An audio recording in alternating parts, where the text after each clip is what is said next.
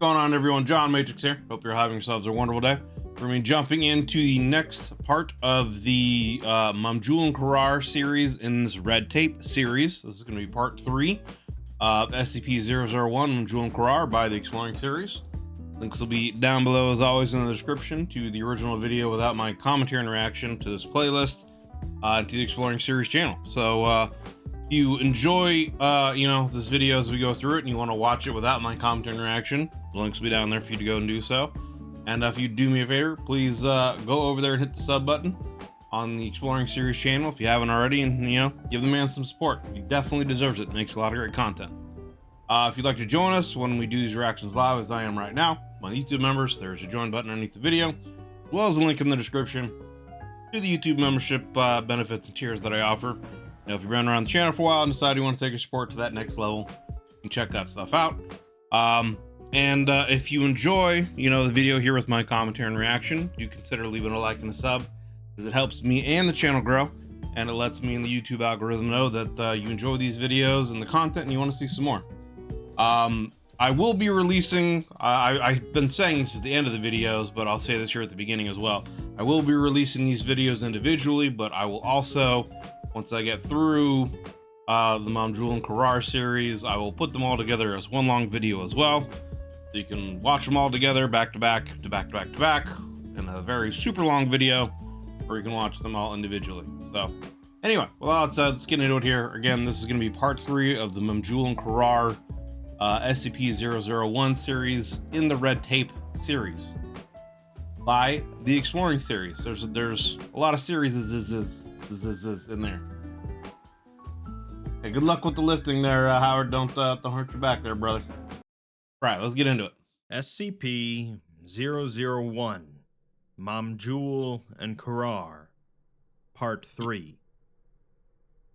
We left off at a pretty interesting place last time, where they got to the Astral City and met the Empress of the Davites and my boy Blackwood. We got the guest cameo appearance by Blackwood. He's there in his astral human form. They did actually confirm him in his sea slug form as well. So, yeah, looking forward to seeing where this goes. It left off at a very interesting spot. Mamjul turned out to be quite the dead end from an academic perspective. The architecture was pretty, the glowing algae was cool, and the stone-like wood was impressive, but ultimately the Foundation didn't learn a whole lot from the sunken city. Indeed. Now, however, thanks to the continually useful Lord Blackwood, my man, the team has managed to astrally project themselves into Mamjul's sister city, Kurar, which is still alive and thriving. What's more, the city's ruler is not only letting them into the city, but welcomes them with open arms. As I was saying at the end of the last video, I feel like this is a situation where they want human contact again because they want that connection to the physical realm, etc. So they're very eager and happy to make their acquaintance. That's my theory. If there anyway. ever was an opportunity to learn about what exactly happened thousands of years ago, this is it. To paraphrase a popular movie quote, however, Dava and man, two species separated by thousands of years, have just been suddenly thrown back into the mix together. Hey, Jurassic Park. How can we possibly have the slightest idea what to expect? Okay, Jurassic Park. I'm Let's picking up what continue. you're putting down here. Exploring series. Before we get back into the events at Life Mamjul finds and a way. Kurar, we're given another section of verses from Davic scripture. It reads, "As witnessed by Saudi Valatra, 3rd Raj Mata of the Scarlet Maharaja. And as the empires spread across the face of the continent in the name of the Scarlet House of the Dava, it was soon that they came to know those that had arisen in the east and west in the 1,000 years of isolation.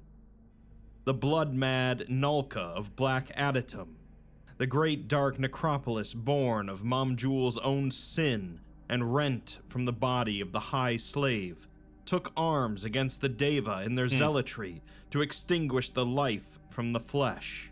It's interesting the word is there. Rent from the body of the High Slave. I don't know. It's the choice of words there is intriguing.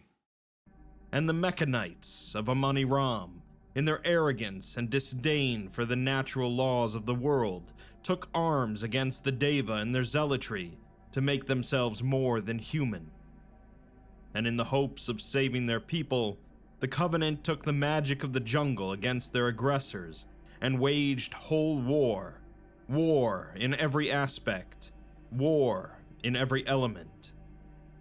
Mamjul and Kurar turned from peaceful metropoli to cities of war, and the children of the Scarlet rushed out into the land, sorcerer Nawabs leading vast legions of Dava and warriors and slave soldiers into the cruelest faces of humanity. I wonder if at any point in the series they will tell us how the war actually started, right? Like, is it just, again, the influence left over from their gods, and that these cultures just automatically, have a distrust and a dislike of each other because of that influence? Or did an event happen that sparked this war between these three slash four factions, if you include the Abominant? And I'm curious, what the spark was to ignite the battles here. Of the north of the Dava, once lay a dozen cities, now reduced to naught but ash and rubble over the course of the First War. The zealots of metal saw and learned the power of fire and lime, wielded freely against innocents. Entire forests burned into cinders to deny the Dava their home. Cities laid siege to, men bled, Fulad melted down into the very spears that would be driven through the bodies of the Mechanites and into the wall of Mamjul as a warning. And of the Nulka was an even more violent confrontation, for their lord Ion was a hateful beast, and his mindless forces ran amok, stretching wildly from the east and raising those who died in war back again, denying their souls their eternal rest in Kurar. The one thing I kind of hope they get into a little bit more in this series as well, they kind of did a little bit with the Meccan side of the story with Bamaro and his queen. I forget her name. The general with the wings, etc. One of the things that I love about mythology is just the hero mythology. The stories of Hercules, Achilles, Odysseus, Ajax, Jason, Beowulf, stuff like that. So I would love it if we hear also more of like the champions of these different factions, races, whatever you want to call them, and their deeds from their perspectives, in these conflicts. That's something that I would be interested to, I guess, enrich the lore and universe building more. That's just something that I would be interested in, I should say. Their massacres were devoid of purpose, killing for the sake of killing, with no artistry to their butchery. Right. Yeah, it is interesting. That I kind of talked about that in one of the other videos. It might have been Burnt Offerings. That it's interesting that at least from the Meccans' point of view, right? They still at least gave the Davites and the Nulkins / Sarkics enough respect to have them named, whereas the Abominant they didn't even want to include as a part of their history, because their creation mythos just had the three gods warring, whereas the Davites here say there were four. So I found that interesting. Respect for the inborn soul, only a simple-minded desire for the purity of rent flesh, empty vessels. The cities of the Nulka were torn from the ground by the great vines of the sorcerer Nawabs, sundering walls, laying waste to all who dared to interrupt the dance of the soul. And through all this, the three cities lay unaware of the wretch of the West, of its horde coming together, of the Black Star rising from the obscurity of a farming village to the head of the army of the damned, They called Mech. They referred to Meccan as the Black Star. That's interesting. At least I assume. Right. Well, let's listen to that again real quick. To interrupt the dance of the soul. And through all this, the three cities lay unaware of the wretch of the West. The three cities lay unaware of the wretch of the West, which I assume the three cities are referring to the capitals of the Davites, the capitals of the Sarkics, and the capitals of the Meccan, and the wretch would be the Abominant. So all three of them are unaware of the Abominant's existence at this point, I guess. Of its horde coming together, of the Black Star rising from the obscurity of a farming village to the head of the army of the damned. Now, maybe it's not. Maybe that isn't. The reason why I initially thought the Black Star they were referring to as Meccan was because farming village, Meccan's story, was that like sheep farmers, herders, or whatever were imbued with essentially Meccan's power as it was dying. But maybe this is something different. Maybe this In is the our Abominant. arrogance, we saw only each other. We dismissed the fourth, who had been silently scheming for 1,000 years, a vengeant eye watching the horizon, watching the rise of Amani Ram and Mamjul and Korar and Black Aditum, and casting a specter of devastation upon the land as it made the slow, agonizing march to the great golden walls of the Gate of the West, Yeah, this with is only about... one thought in the mind of its prophet: death.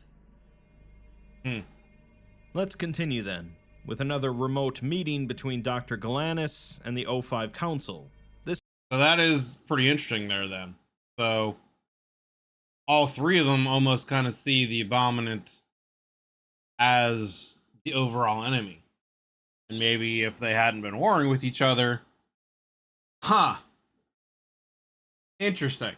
I wonder if that puts an overall twist on the creation mythos. The idea is that the three gods were wounded and fell to earth, in a war of the gods, the SCP version of the war in heaven. But what if all three of them were aligned against the Abominant? And it took the three of them to wound the Abominant, but the three of them were also wounded in the process. And they thought that the Abominant, the wretch, whatever, had been killed. So the three of them just began quarreling amongst themselves, unaware that it was still alive until it was too late. This time with only 5 of them in attendance, along with Lieutenant Greaves. Galanis asks where the rest of the council is, as they were hoping to brief everyone at once. 051 replies that it's pretty rare for them all to be able to attend a meeting, but they'll make sure everyone is updated. Galanis begins by explaining that 3 weeks ago, they conducted the first astral projection test as part of the Mamjul Korar initiative. They weren't really aiming for anything in particular, but just like how they stumbled into Mamjul, they also stumbled into Kurar. Unlike Mamjul, however, Kurar is not only alive, but thriving. The subsequent return trips have panned out very well, and they've been in repeated contact with the Dava. They've made some, frankly, astonishing inroads into developing an understanding of their culture, and their linguists have even constructed a preliminary model of the Davic language. Interesting. They don't really need it, though, as they're able to communicate perfectly fine on the astral plane, and their anthropologists are busy interviewing and compiling the research.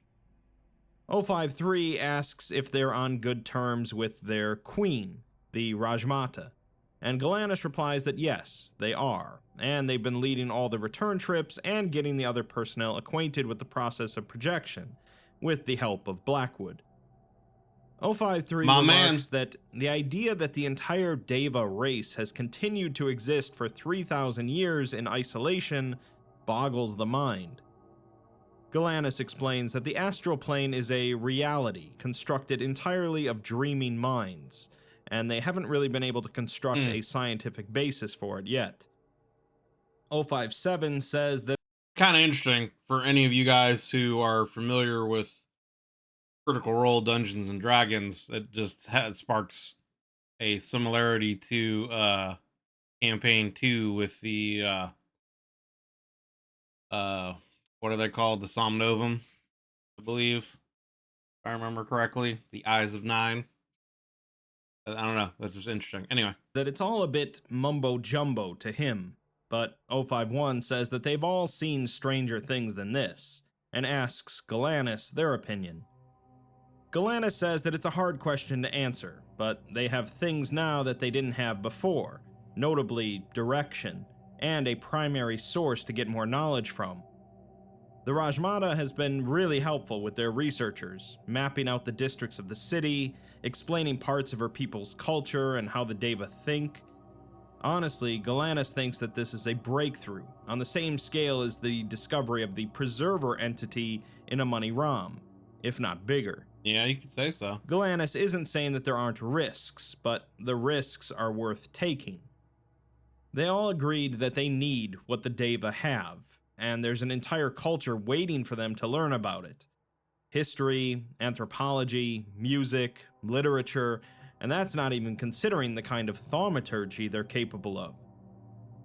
053 replies that that's the That is something that's also kind of interesting, right? Like in the Davite story here so far, they do keep mentioning art, culture, dance, etc. They didn't really talk about that much with the Meccan stuff. The Meccans is really just about technology. So it just like it seems like their culture was literally just based around technological advancement and I guess, the preservation of their society through the means of war if necessary. sort of thing they need to be more focused on. The humanities are important, but they're in Kurar for one reason. Galanis sighs and says that they can't try to understand what they're capable of without understanding what kind of a culture leads to that. It's like trying to understand American military technology without knowing anything about the US. 053 says that that may be true, but he notices that they haven't made much progress with determining the ultimate fate of the city, to which Galanis says that the Dava are hesitant to share info about that. 051 says that they've read the reports over the past few weeks and heard the testimonies of the research team, along with Alpha 1's reports. But this project has entered into a realm a Money Ram never did, quite literally. Their only exposure to Kurar, to the existing Dava, is through the device inside of Greaves' brain. They are now fully in uncharted territory. Yeah, I think you're and right. There are dangers that they likely don't even know about yet.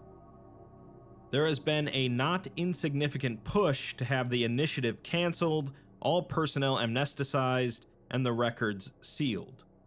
Like it could probably be argued that, in a way their technological advancements and stuff like that could be seen as a form of art, their science, because that's kind of like you said, the basis of their culture and their religion, so Galanis yells out that they can't do that. But 051 replies that they know that he can, but he's not going to, because he's a historian too. He still thinks that Mamjul and Korar hold incredible possibilities for the Foundation and for humanity, knowledge that they need now more than ever. Because of that, they're going to be offering new resources, more personnel, and more support. Galanis asks what the catch is, and 051 replies that going forward, 05 Command is going to be more involved in the initiative, and Lieutenant Greaves will act with their authority, empowered to make executive decisions. That makes sense, right? Like, if I was a member of the O5 Council, I feel like I would want to have one or two members of the council there in oversight in a situation like this, especially after what happened in Amon Ram, right? You'd want to have someone at the top level being able to make immediate decisions and interactions with, the Davite Queen and be able to work out any kind of cultural exchanges, yada, yada, yada. As well as, I feel like, obviously, with the knowledge that the O5 Council has and the anomalous potentially abilities. I believe some of them are, you know, some of them might be anomalous, that they would be able to deal with the Davites necessary and get out, you know, be able to protect themselves a lot better than the average SCP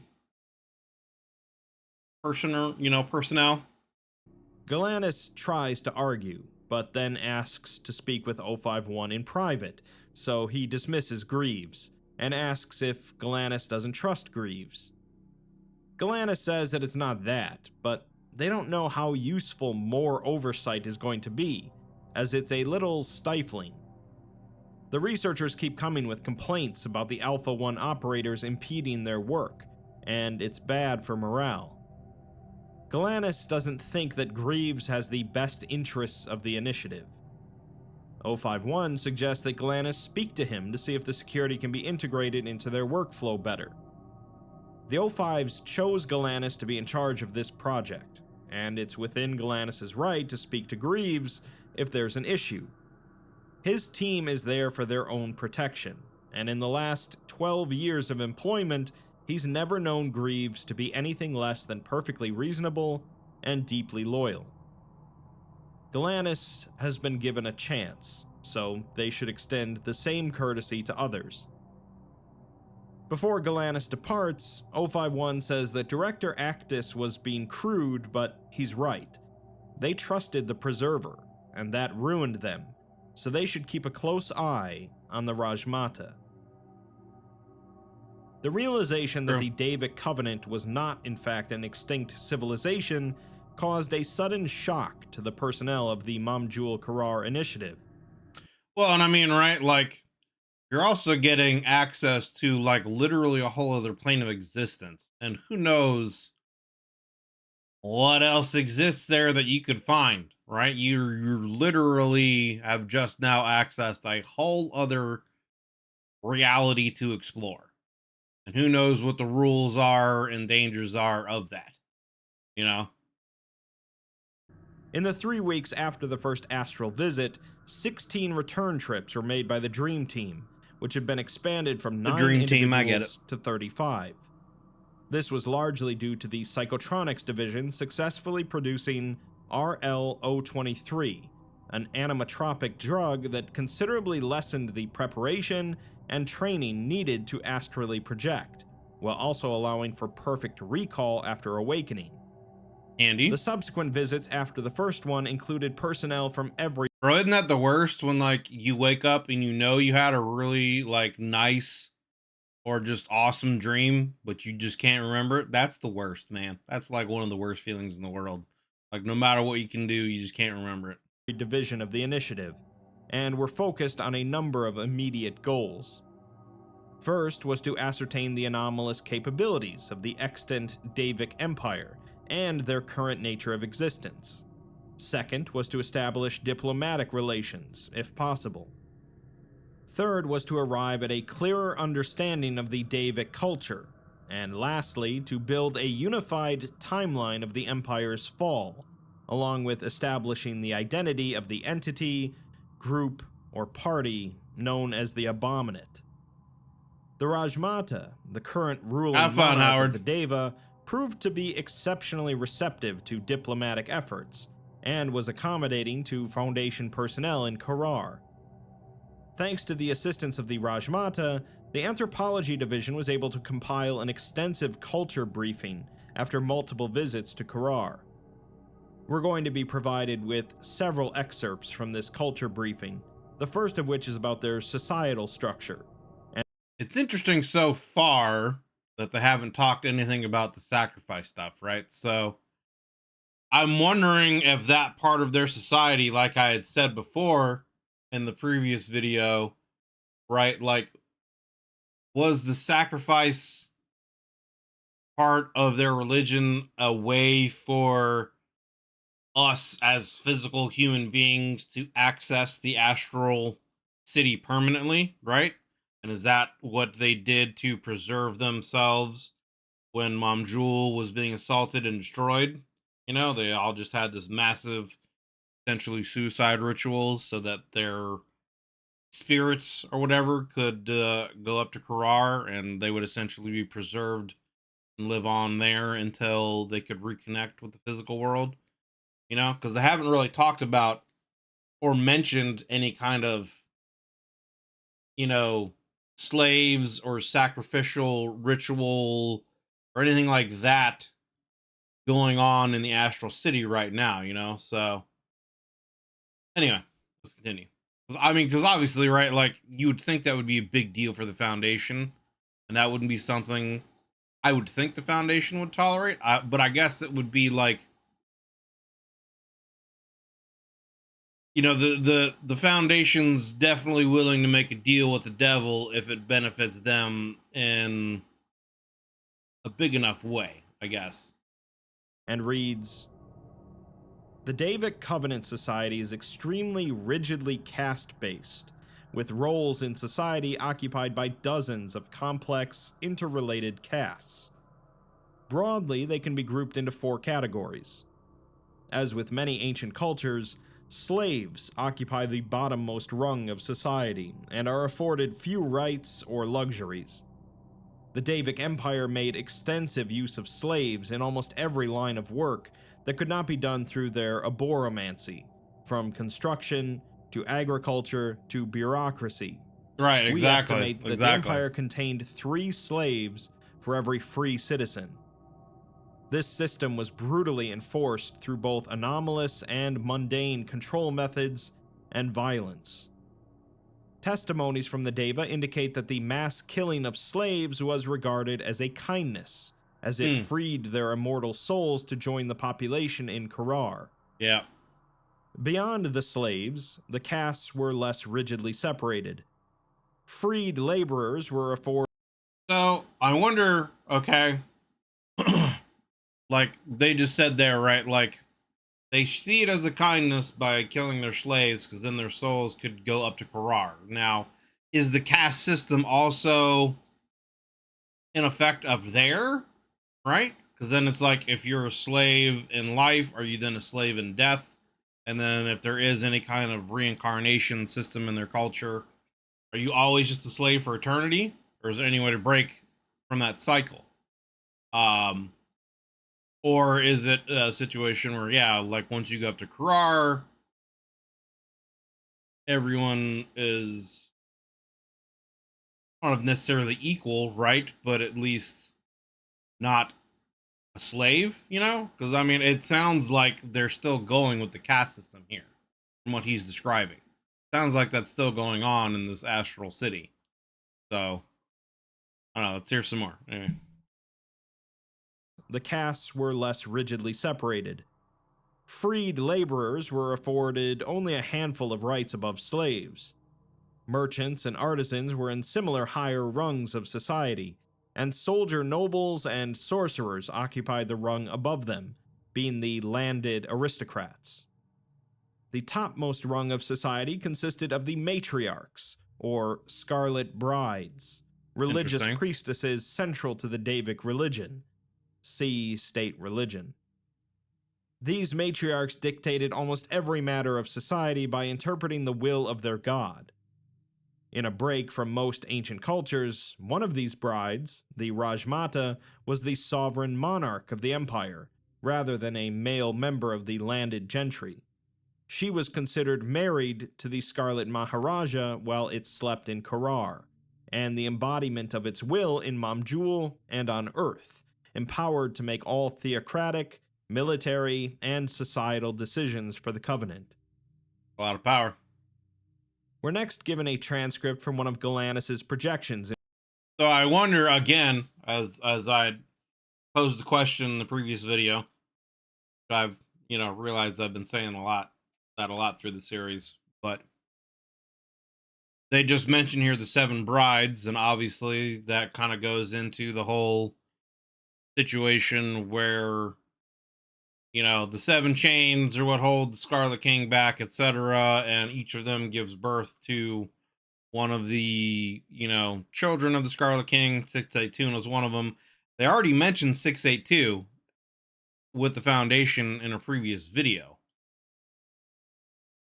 And, they've talked about how there's, they used these, strange giant creatures in their Davites, that is, had these strange giant creatures in their, you know, as part of their war machine. So I wonder if 682 and some of these other um children of the Scarlet King had been actually in this, birthed by these brides, and were some of the instruments, tools, generals, maybe even of their army in these conflicts against the Meccans and the Sarkics. into And Kurar if that's going to lead into eventually, Montauk Protocol, etc. after ingesting the RL-023 drug. Galanis projects into the citadel of Kurar on one of the higher floors, which has been sequestered for Foundation use on the Raj Mata's orders.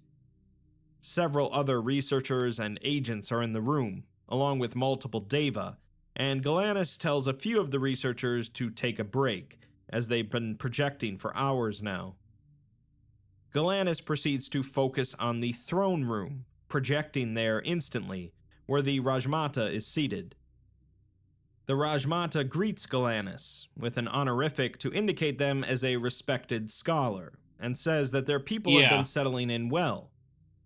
Galanis thanks her for that, as she's been very accommodating, although the Rajmata replies that it hasn't been entirely out of altruism, saying that her people have been alone for 3,000 years, so they crave new experiences.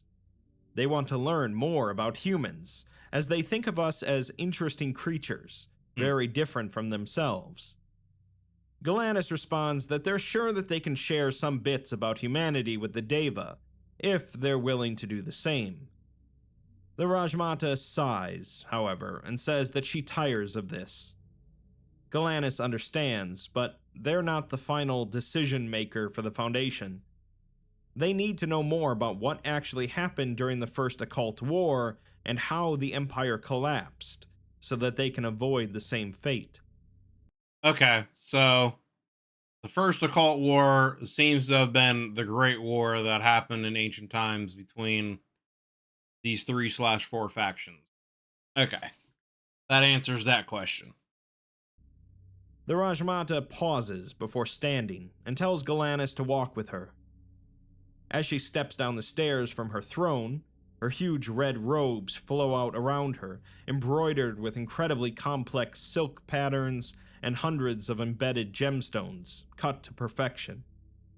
Many of her attendants rush out to object to her walking around, but she waves them off, and It is also interesting in a society like this, right? It could just be, as she said, right? They've been isolated for over 3,000 years. So they're eager to just have some connection with another culture, whatever. But it's interesting that so far they're treating, she's treating humans almost as equals. You know what I mean? Galanis follows her, hustling to keep up with the much longer stride of the Rajmata. She tells Galanis that they ask more of her than they know, although Galanis doesn't understand why it's such a big trouble to answer. The Rajmata asks what do they look for in those fallen civilizations they seek to study, and what their methods of research are. Galanis responds that it can be many things, and primary sources from someone who was there at the time are the best, but aren't easy to find for ancient civilizations. Other than that, artifacts and text records are the next best thing, as stone tablets, writings, and carvings can give insight into how a people thought. The Rajmata says that therein lies the problem, and they step out into the main thoroughfare of Kurar, which is bustling with activity. The slow thrumming drum beats of the music are audible under the chatter and shouting of the street, and the crowd parts reverently to allow the two to pass unimpeded, flanked by the Scarlet Brides. She says that this is a living city, brimming with soul and spirit in every nook and cranny, and it's overwhelming to humans because they are rather disconnected from the natural order. Hmm. It's okay though, as the Dava have their own limitations. They cannot touch the material plane without acting through intermediaries, Yep. their chosen people. Fact. Once, this was the people of the jungle, but now they're gone, and the Dava are isolated to their home, waiting for someone to find them. Yep. Returning. Yep. Pretty much what I figured. They're going to try to talk the Foundation into making a pact with them so that they can get access to our world again. To the point, Kurar is a living, breathing city, but Mamjul is not, and there's a distinct lack of the physical sources that the Foundation is looking for. The Raj Mata asks Galanis why they think that is, and Galanis assumes that after 3,000 years underwater, it's all been destroyed. The Raj Mata replies that all of the material has been destroyed, but not by nature, but rather by man. Not just in Mamjul either, but in every city, including Kurar. Once, they had libraries filled with chronicles of their history, but now, as they were destroyed in Mamjul, so too have they been destroyed here. There are no longer any writings, anything concrete that proves the Dava existed. So I wonder if that's part of the thaumaturgy, right? Like anything that exists in the physical realm has a kind of counterpart in their spiritual city, and when it gets destroyed in one, it gets destroyed in the other. But if that were the case, right, then wouldn't the city itself not be there? Wouldn't the Deva themselves, not be there? Or maybe only the Dava, the Deva that were in some kind of physical form were destroyed? I don't know. Interesting. This is the tragedy of the Dava, that they've been written out of time. Galanis asks how such a thing is even possible, but the Raj Mata says that to answer that would be to explain what happened in the First War, and she doesn't trust them with that part of her people. Interesting. Galanis says that the idea that there's no longer any record of her people, vibrant as it is, bothers them as a historian. The Raj Mata replies that she didn't say there were no records, and tells Galanis to listen, to silence their mind and eliminate their thoughts. Galanis pauses as the chatter of the street melts away, leaving only the percussive, bone-shaking drums and chorus of the song that pervades the rest of the city. It is in a language unspoken for thousands of years, at once unfamiliar and comforting. The thousands of voices that form the chorus are in perfect harmony as they sing. Galanis remarks that it sounds familiar, and the Raj Mata says that it's the Song of the Dava, a musical arrangement that chronicles their entire history, from their conjoining with her master, their god, to the fall of Mamjul and the breaking of the empire. It's hundreds of verses, kept alive in their memories, although it was once written down long ago on a stone tablet in Mamjul that held each verse. Scholars and sorcerers from across the empire would undertake pilgrimages to Kurar to seek the wisdom of the song. Now, however, there are only blank slates and dead men in Mamjul, and this is their shame, which is why she hesitates to share it with them. It is not just their history, but their religion, their creation, their laws, their culture. It is the Dava, and sharing it with outsiders is the purest bearing of their soul as a people. Galanis understands, but the Raj Mata says that the humans have something they desire as well, which is knowledge of the world since Mamjul fell. Galanis says that they would be willing to share. Right, yeah. We have no way of being able to, actually write down and chronicle our history, so we've had to literally sing our history in its entirety for the last 3,000 plus years in order to keep the memory alive. Yeah, that's pretty sick. That if the Dava return the favor, although Galanis feels bad for asking, as the Raj Mata has been incredibly generous already. The Raj Mata says that Galanis is far too skilled for the suffering they are undergoing, and that they are a troubled soul. Galanis agrees, saying that there's a lot riding on this endeavor being successful, and on them being successful. So far, the Davas seem, pretty okay, right? They seem pretty overall. I mean, like, makes me wonder, right? Like, their slave society, is it just based on Dava as slaves, or did they enslave humans? You would think they would enslave humans as well, so is that what they're going to intend to do at some point? Are they just buttering the foundation up, try to get access back to our physical world so they can have a connection and then go back to what they were doing before? If there was anything really nefarious, I mean, I guess from their point of view, might necessarily not be, but I don't know. So far, obviously, they seem pretty okay, and willing to cooperate and share a certain amount of information. So I don't know. The Raj Mata says that regardless, the Waiting offer for the is other shoe to suitable, drop. but only for Galanis. The other personnel are intelligent, but they lack a certain level of wisdom and deftness that the song demands. She will not allow them to take and pervert their history, so she will translate the song and share its meanings, but only with Galanis. They will begin on Galanis' next arrival, but for now, Galanis needs to allow themselves some rest. Galanis tries to argue, but the Raj Mata reaches down and places two long and slender fingers on Galanis' forehead. With a sudden violent rush, Galanis wakes up back in the psychotronics lab. You're probably right. Following this exchange, Galanis began sessions with the Raj Mata to accurately construct a historical record of the Empire, concurrent with the fall of a Mani Ram.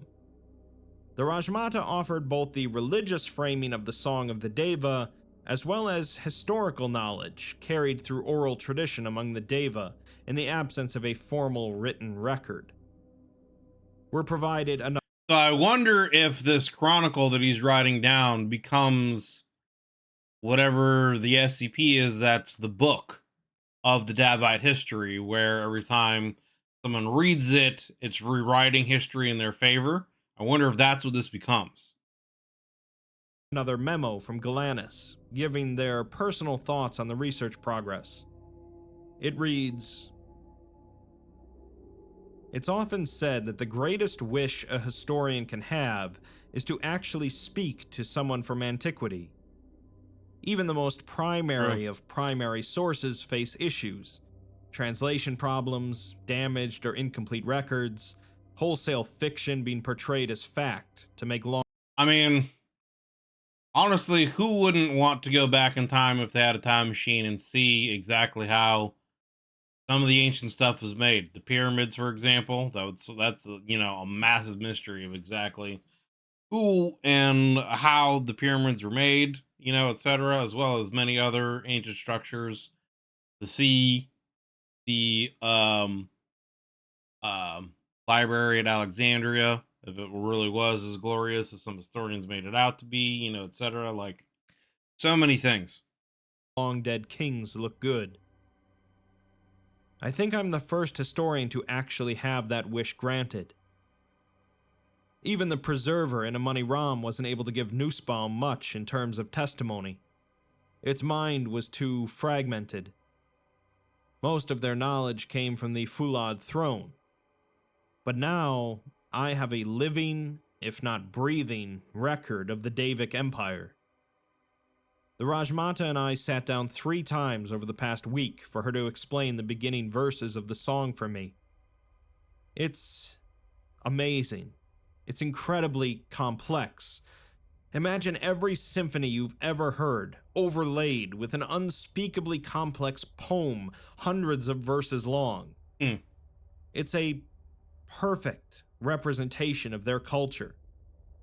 I mean, I literally can't even make some of the sounds necessary, since it's crafted for Deva vocal cords.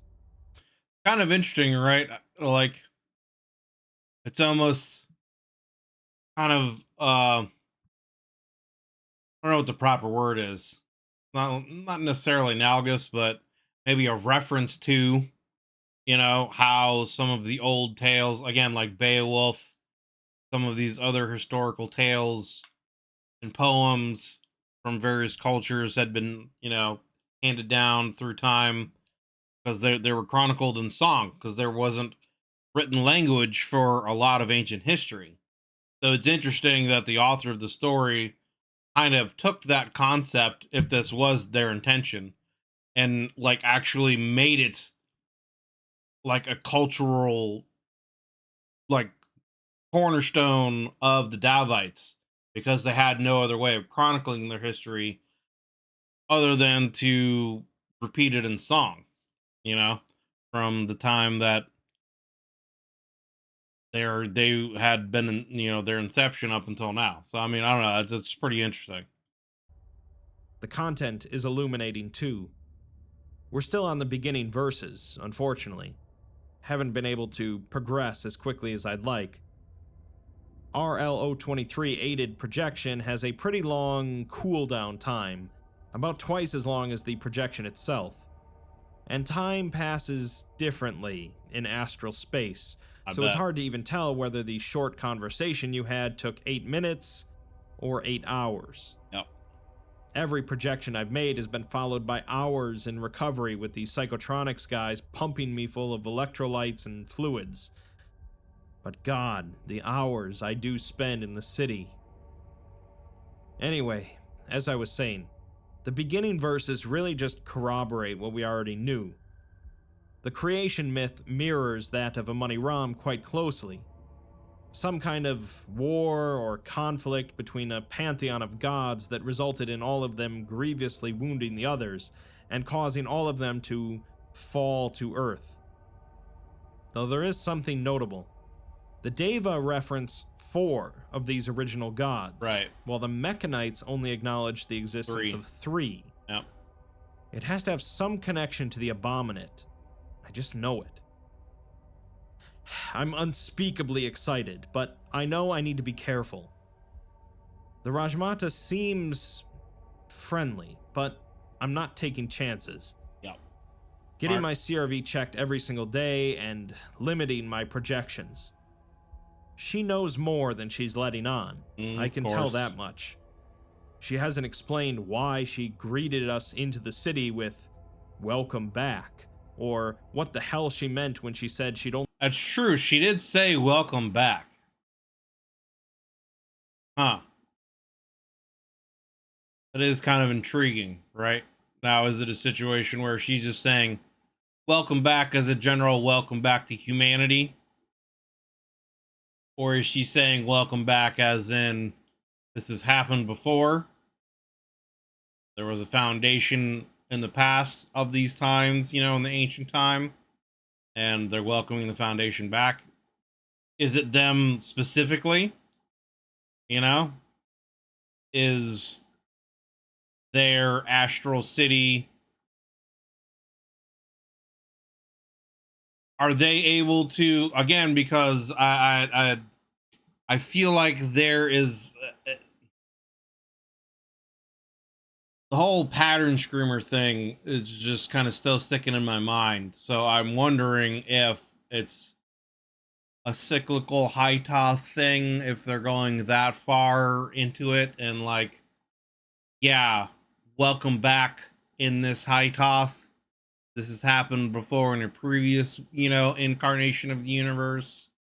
We've bided our time. Welcome back. You know what I'm saying? Maybe the crew of the Nautilus as well. Could be. Could be, yeah.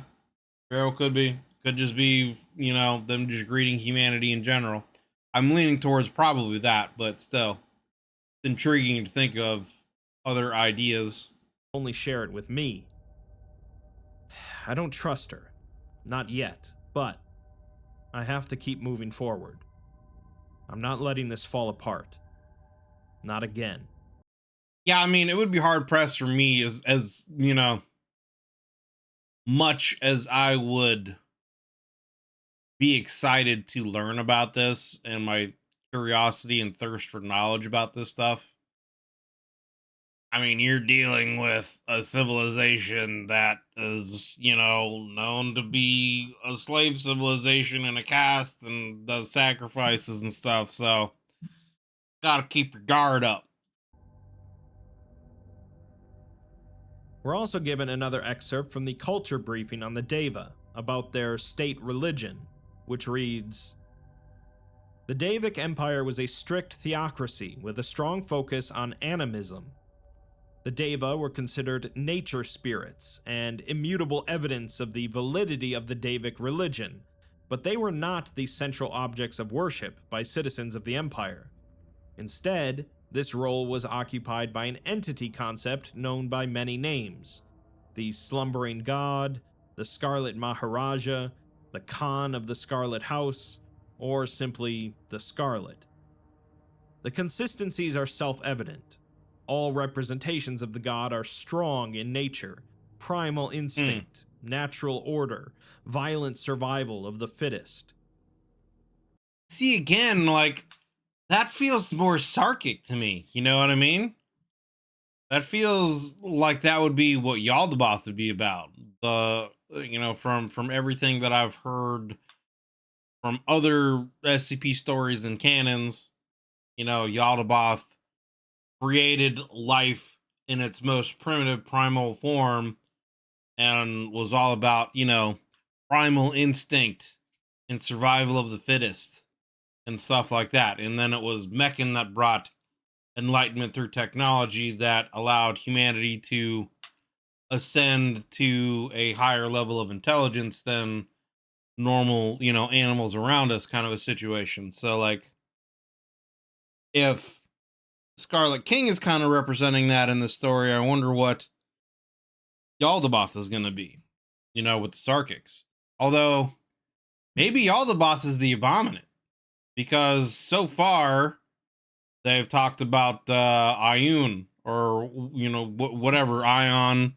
I keep wanting to say Ioun for some reason, but I think it's Ion. With the Sarkics, that he is like their main guy. Maybe the Abominant is Yaldabaoth. I don't know. That could be.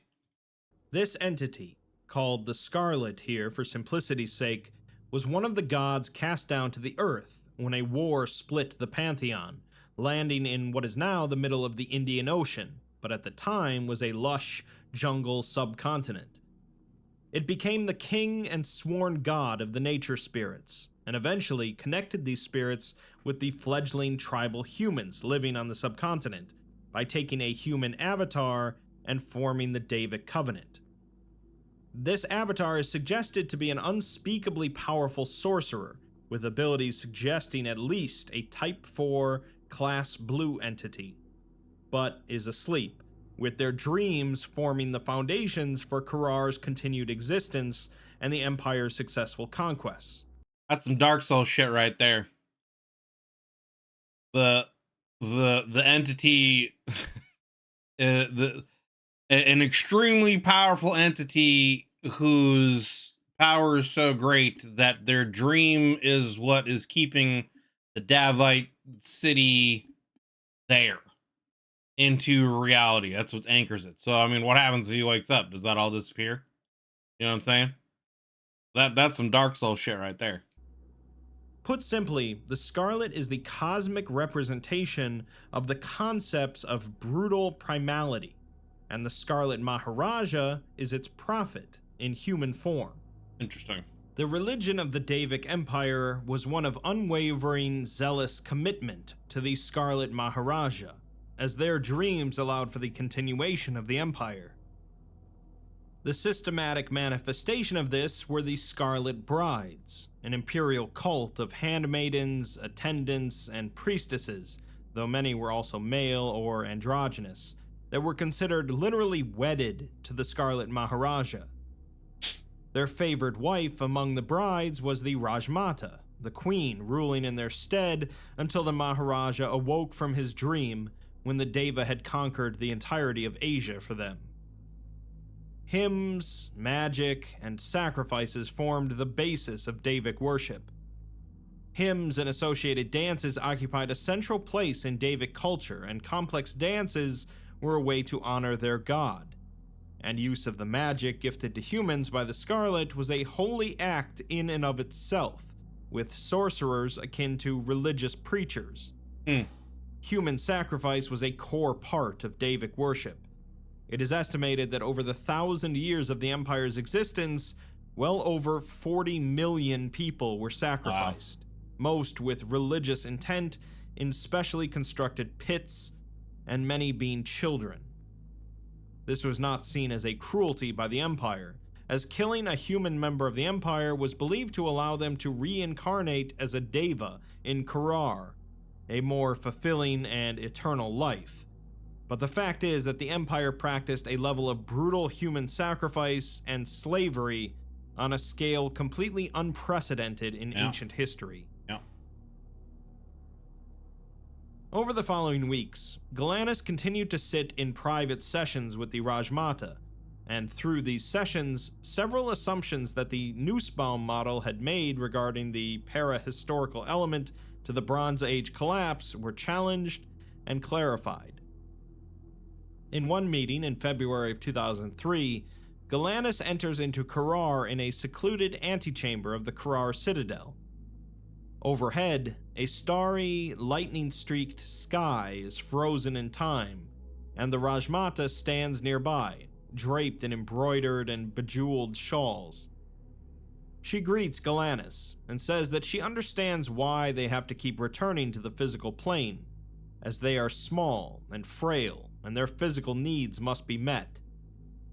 Galanis says that that's not quite how they'd phrase it, but they appreciate the sentiment, to which the Raj Mata bows and apologizes. Moving on, they were discussing the Middle Ages of the... Yeah, I mean, generally speaking, people don't like to be called small and frail, but, you know, it is what it is. Davic Covenant, but the Raj Mata says that she worries her explanation does little good when she can just show Galanis instead. Okay, Pog. She proceeds to lock her hands and lowers her head, as the latent noises of Kurar's hustle and bustle far below seem to melt away, leaving only the slight shifting of the leaves. Then, the Raj Mata begins to sing, an incredibly deep and rich sound, with guttural lows and humming highs. As she sings, it sounds as though multiple voices from across the tree join in the chorus. This is the song of the Dava, but she says that now they must go a step farther. She begins to dance with the music, graceful despite her large size and heavy dressage, drifting slowly in complex motions around Galanis. Outside of the tree's boughs, the cityscape has shifted dramatically, now looking out over a city on Earth, with lush green farmland stretching into the jungle beyond the gigantic stone walls.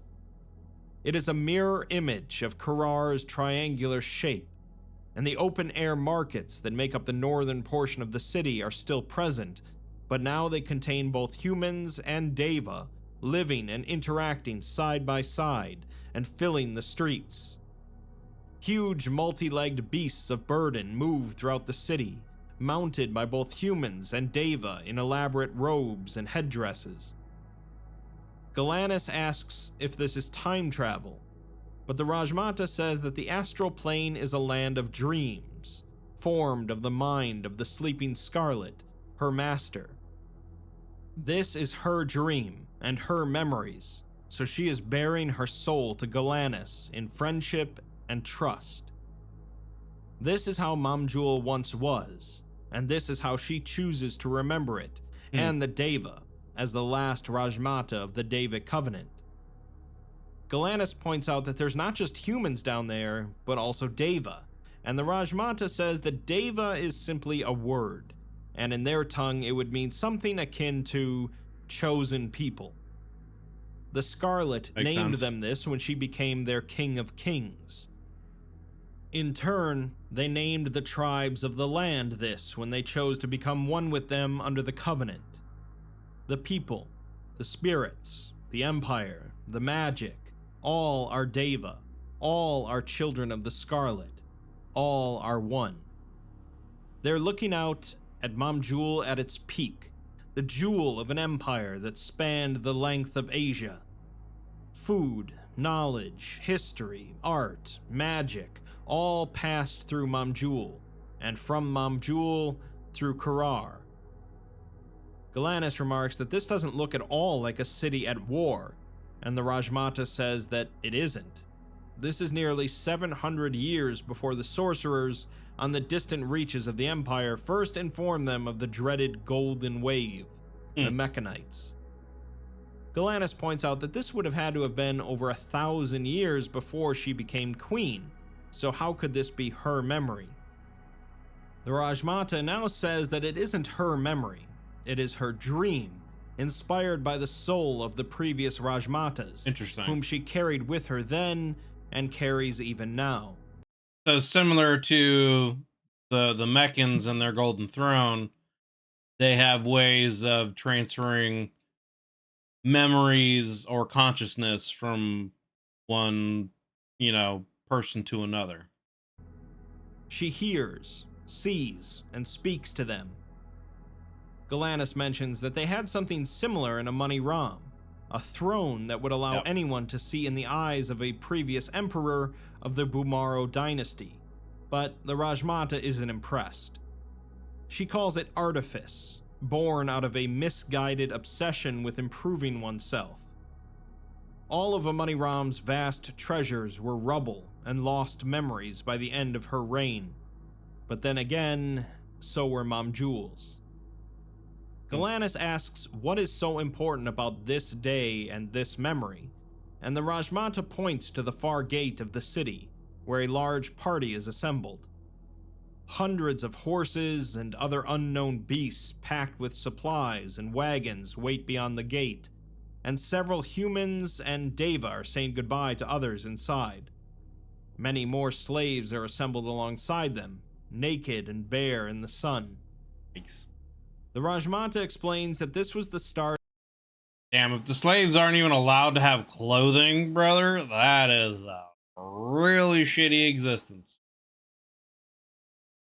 Of their first attempt at establishing a colony far beyond the bounds of the empire, making another eye from whence their Scarlet Maharaja might see and arise to take stock of the world that was theirs.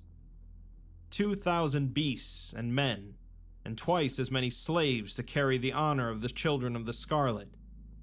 The expedition had been in preparation for years and consisted of leaders, great artisans, merchants, generals, sorcerers, nawabs, all sent out into the far emptiness of the east, towards the endless sea. After they left the bounds of the empire, however, they don't hear from them again for 800 years. Long time. Galanis comes to a realization, recalling the Aegean tablets mentioning that the capital city of the Nulka, Black Aditum, was originally a slave colony, and that it must have started from this expedition. There you go. The Raj Mata confirms this, and says that they are witnessing the birth of the Deva's blood enemies. Among those 2,000 slaves, one is a mere boy who will take the name Ayan and lead an insurrection. He will become the scourge of the coast, High Lord of the Nulka, Yaldabaoth's prophet. He is a slave, and his parents were slaves. His hatred for the Dava is inborn, and will cause millions to perish. All is one, though not even Ayan will be enough to bring death to the Davic Empire. Galanis asks what will, but the Raj Mata just says that that will be answered in due time. But for now, they should just appreciate this. I feel like that's an answer that she would not tell the truth about, right? Like, you wouldn't want to tell anyone, like, what could bring about your death, right? Isn't that basically what he just asked? Though not even Ayan will be enough to bring death to the Davic Empire. Right. Galanis asks what will, but the Raj Mata just says that that will be answered in due time. You ain't gonna answer that question. But for now, they should just appreciate this. A snapshot of their greatest achievement. Galanis takes this to mean Mamjul, but the Raj Mata corrects them, saying that it was peace. Afterwards, Galanis pops into Greaves' office aboard the FMS Phantom, asking him if they can just talk. Guess maybe that was a time in history where they just weren't at war with anything. They weren't at war with the Meccans. They weren't at war with, the Sarkics didn't exist yet. And so, yeah, they were just at a period of prosperity for their culture. Galannis looks at Greaves' desk and remarks that they never really imagined him doing paperwork. Greaves asks if they thought that they'd just walk in and find him cleaning his rifle, and then says that if Galannis walked in 10 minutes earlier, that's what they'd find. They laugh, and Galannis asks if he's gotten some time to look over the last projection log debrief they wrote from last week. Greaves has, but then finds out that Galannis hasn't re-entered Kurar since then, as the last meeting with the Raj Mata shook them up a little. When Galannis was at Site 23 working on the Amani Ram initiative, they were the first person to look through the reports on the Fulad throne and what it could do. The memory sharing that the Raj Mata did reminds them of that a lot, and Galannis doesn't like it. Yeah. They took. Because, I mean, what if that's also a subtle way of her transferring herself into Galannis's consciousness, taking her over? You know, what if that's how their sorcery works? Took a whole battery of cognitohazard tests, and nothing's been changed or altered, along with a CT and an MRI. Galannis also feels fine, and Desai said that there was nothing weird going on, and he refuses to go near the Raj Mata because she creeps him out. Galannis is still worried, however, and then sighs and says that they and Greaves haven't been on the best of terms, but he's the person the O5s put in charge of making sure that Galannis doesn't go insane. Galannis wants Greaves to go along for the next projection, someone whose judgment won't be clouded. Greaves immediately agrees, although he senses that Galannis was expecting an argument, since Galannis said that they weren't on the best of terms. He smiles and says that while they might disagree on some things, they're both on the same side here. He's just as worried as Galannis is about things not going right, as there's a lot riding here for him too. Galannis didn't really consider that, and Greaves says that everything's a matter of perspective, and most people don't go beyond their own unless pushed. This is why his team is so involved, although Galannis says that at the same time, they're dudes with guns walking around and inspecting everything, while they're trying to manage over 200 researchers. They can't really do that if all of them feel like they're hostages. Greaves can understand that, he supposes, so he'll tell them to ease off a bit, which Galannis greatly appreciates, along with the fact that he's willing to project into Kurar despite it not being in his wheelhouse.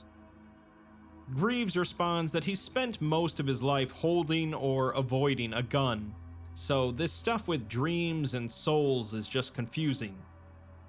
He's the one with the $1 million Kodak in his head though, so they have to get their money's worth. They chuckle, but Galannis feels bad for laughing, as that has to be uncomfortable. Greaves says that he knew what he signed up for when he joined the Council's right hand, and some of the guys have much worse alterations than this. He's been with the Foundation for long enough that he'd do a lot worse than having a couple pins in his head. So it sounds like he's got some augments in him, right? I wonder how the Davites would take to that, right? You know, being the Meccans were that way, they augmented themselves with technology and whatnot in plants.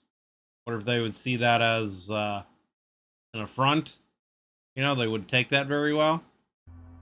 They're protecting the world out here, so he does his part.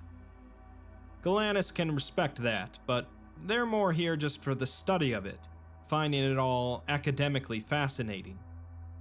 Greaves says that he can respect that too, and after a brief pause, Galannis says that it was nice to clear the air, but they'll meet tomorrow for the projection, before departing and telling Greaves to call them Pandora instead of Doctor. We're next given a You mean augments that let the Meccans record their dreams, or are you talking about the Davites? Oh, or no, you're talking about the Foundation. I got you. Transcript taken from Greaves' head implant of their meeting with the Raj Mata. He opens his eyes and finds himself standing outside of the entryway tunnel to the citadel of Kurar, with Galanis and Desai. The Raj Mata stands before them, supported by her handmaidens, their faces obscured by red veils.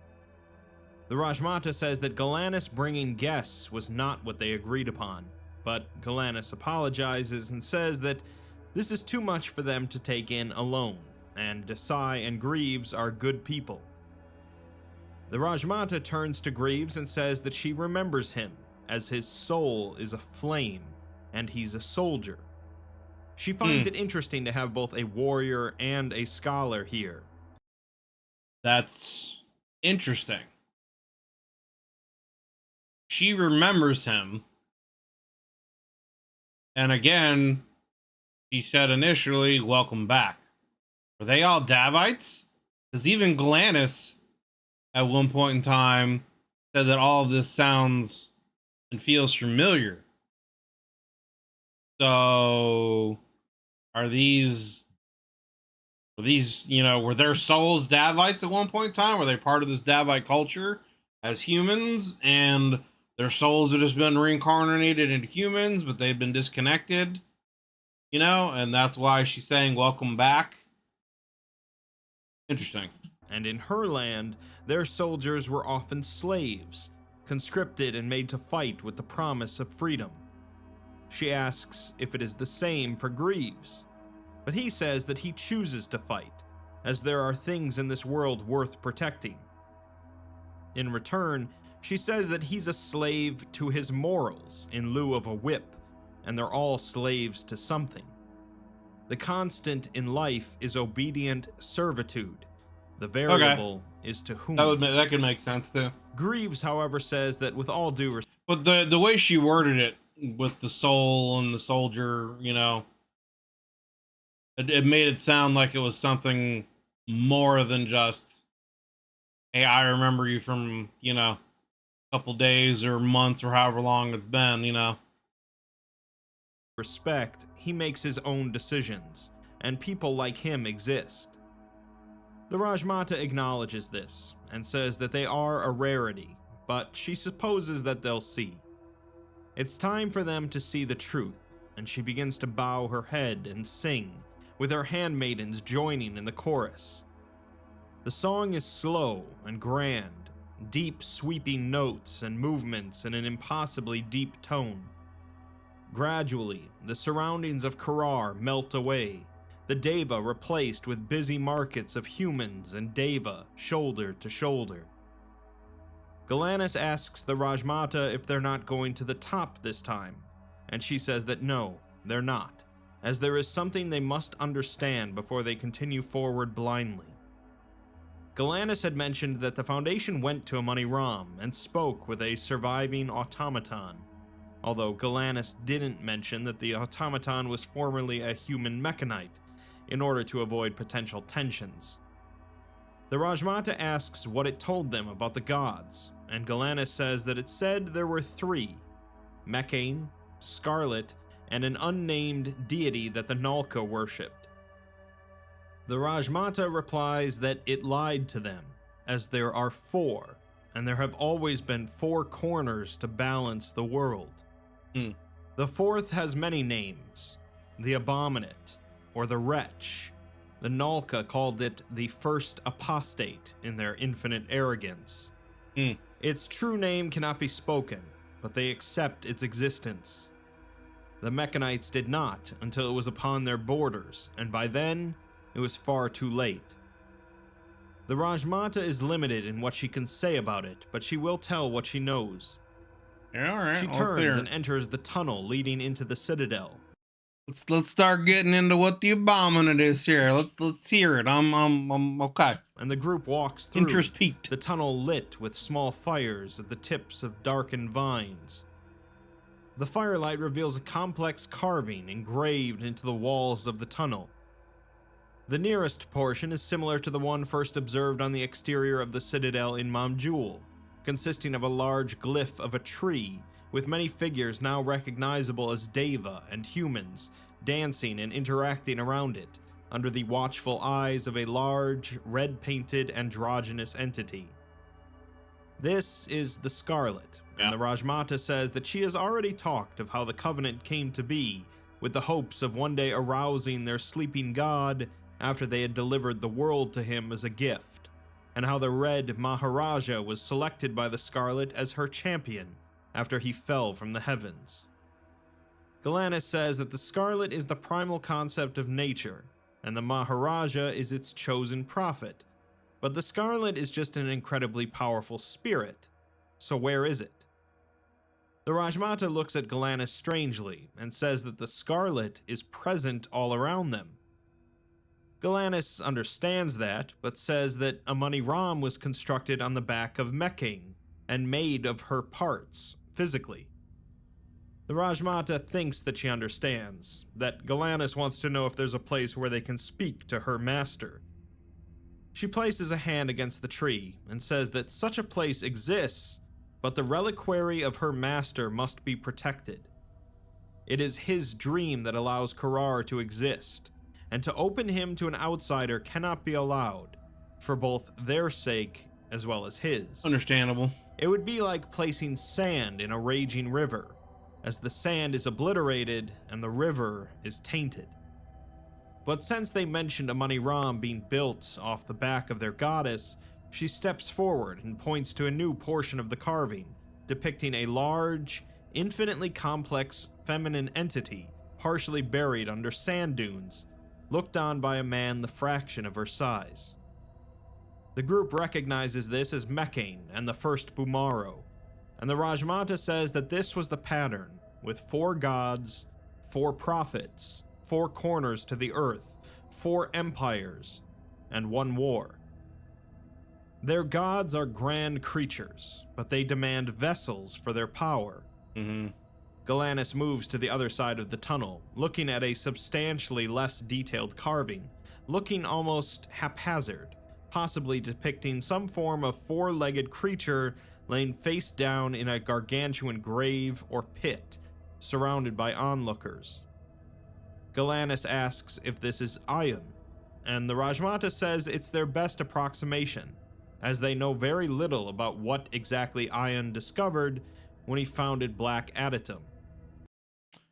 I wonder if in this canon 610 is Yaldabaoth, you know? I don't know. I don't know why, but that's just kind of what popped into my mind.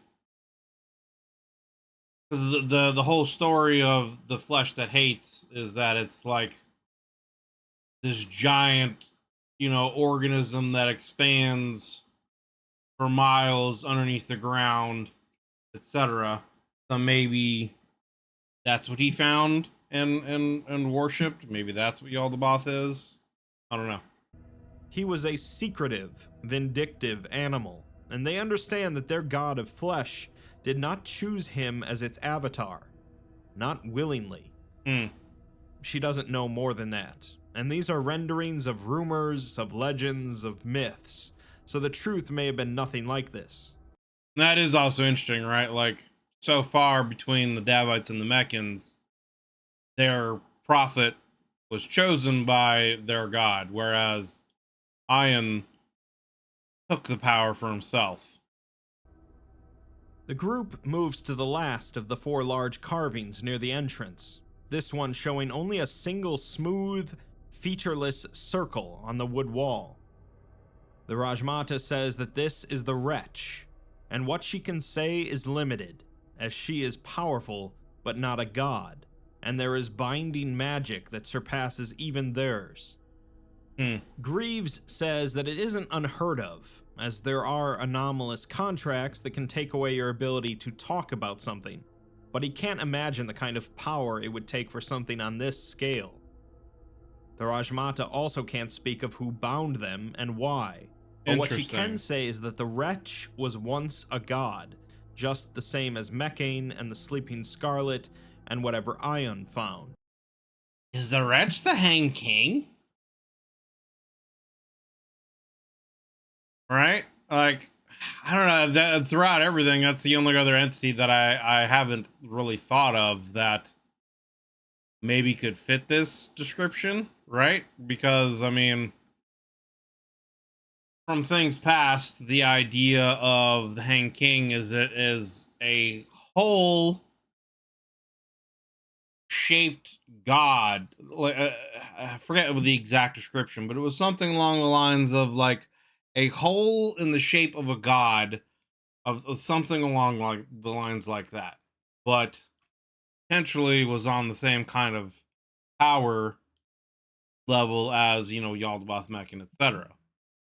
And then, of course, the ambassador and four lords of Alagata are the ones that kind of really have the power and use the Hang King's power. So maybe that's what this is, because she depicted like, a circle.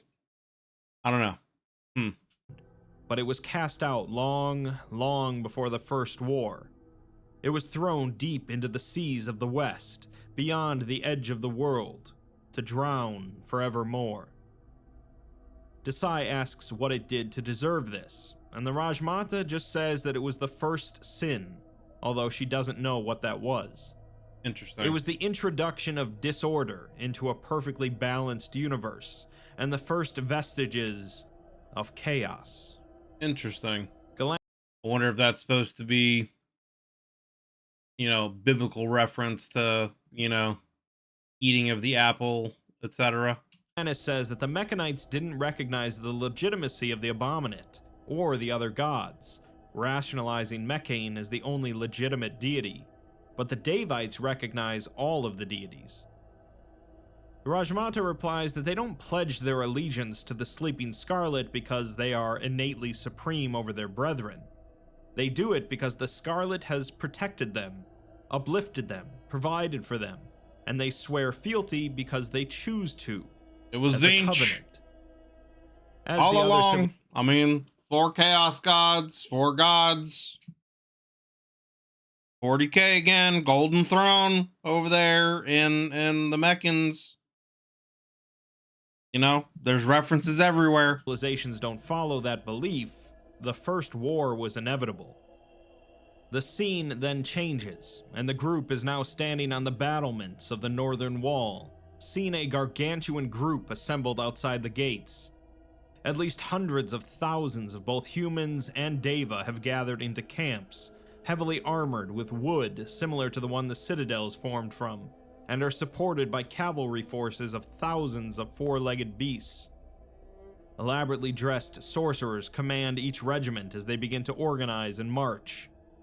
In the far distance, over the thick tree line and expansive jungle, several thick plumes of smoke are visible rising into the sky. The Rajmata says that they will see the war as she saw it, and the scene changes rapidly. They see a desert battlefield, littered with the corpses of hundreds of Mechanites, their metal limbs torn from their bodies by Dava scouring the field. A large Davic city set alight by Mechanite napalm, burning to the ground in a raging inferno as women run screaming and carrying their children. The corpses of Dava and Mechanites being puppeteered across a strait by Nalka necromancers, forming a living body of bridges to allow their abominations to cross over to the crippled Dava force on the other side. Desai and Galanis are shocked by the carnage, but Greaves just says that this is war. The scenes continue shifting, showing Davic sorcerers raising vines to tear through Nalkan infantry, reducing them to bloody tatters of rotten flesh. Prisoners of war being massacred on altars as human sacrifices, along with mass graves and killing fields. Galanis tells the Rajmata to stop, and the scenes abruptly melt away, with the group finding themselves once again at the top of the tree. Desai and Galanis are holding their heads, but Greaves is not. The Rajmata asks if any of their wars have held a candle to this carnage, and Greaves says maybe a couple, and that they have a saying: war is hell. which the Raj Mata finds to be apt. She says that one must consider that it was all pointless. As while they waged this brutal, continent-spanning war, the wretch was coming. They had no idea that it had built up its forces in the far west after dragging itself out of the sea. A horde that dwarfed their armies, led by an undying general prophet, the Black Star. And it was dragging itself across the face of Africa, bathed in blood and worship and chaos, to a money. I can't help but have the picture in my mind of Attack on Titan with that one like super ultra large Titan that's like malformed, that's dragging itself across the ground, you know, face down, going towards the walls. That's just what it makes me think of right now for, you know, anyone that's watched Attack on Titan. Ram for vengeance. We're then given another culture briefing, this time on thaumaturgy and magic in the Davic Covenant. There's still not really any more information on the Abominant. We just know that it once was a god. It was cast out because it did something. It was, you know, whatever it did was considered the first great sin. So, which also feels very Dark Souls / Elden Ring-ish, you know? But yeah, they cast it out of, I guess, heaven or paradise or whatever they would want to call it. And send it into the oceans to drown. I wonder if it's somehow like a Cthulhu kind of thing. That's the only other thing I could think of. I'm trying to think of what the hell the Abominant could be. There's so many ideas, I guess. Like I said, it could possibly be the Hanged King. I know Cthulhu is a thing in the SCP universe, but he's just a chill guy that wants to play StarCraft and is tired of random cultists trying to come in and break him out of the Foundation when the man's just trying to play some StarCraft. You know what I'm saying? He's just trying to chill, play some StarCraft, some World of Warcraft. He's a chill dude. You know? So I'm trying to think of what else it could be. I mean, again, I guess it's still, I guess, potentially maybe a Fey god or goddess. But it said something about an undead prophet, I think. I could be already confusing with what they said about the Sarkics, which is also interesting, right? Because they called the Sarkics like necromancies. And again, that from previous stuff sounds more Davite.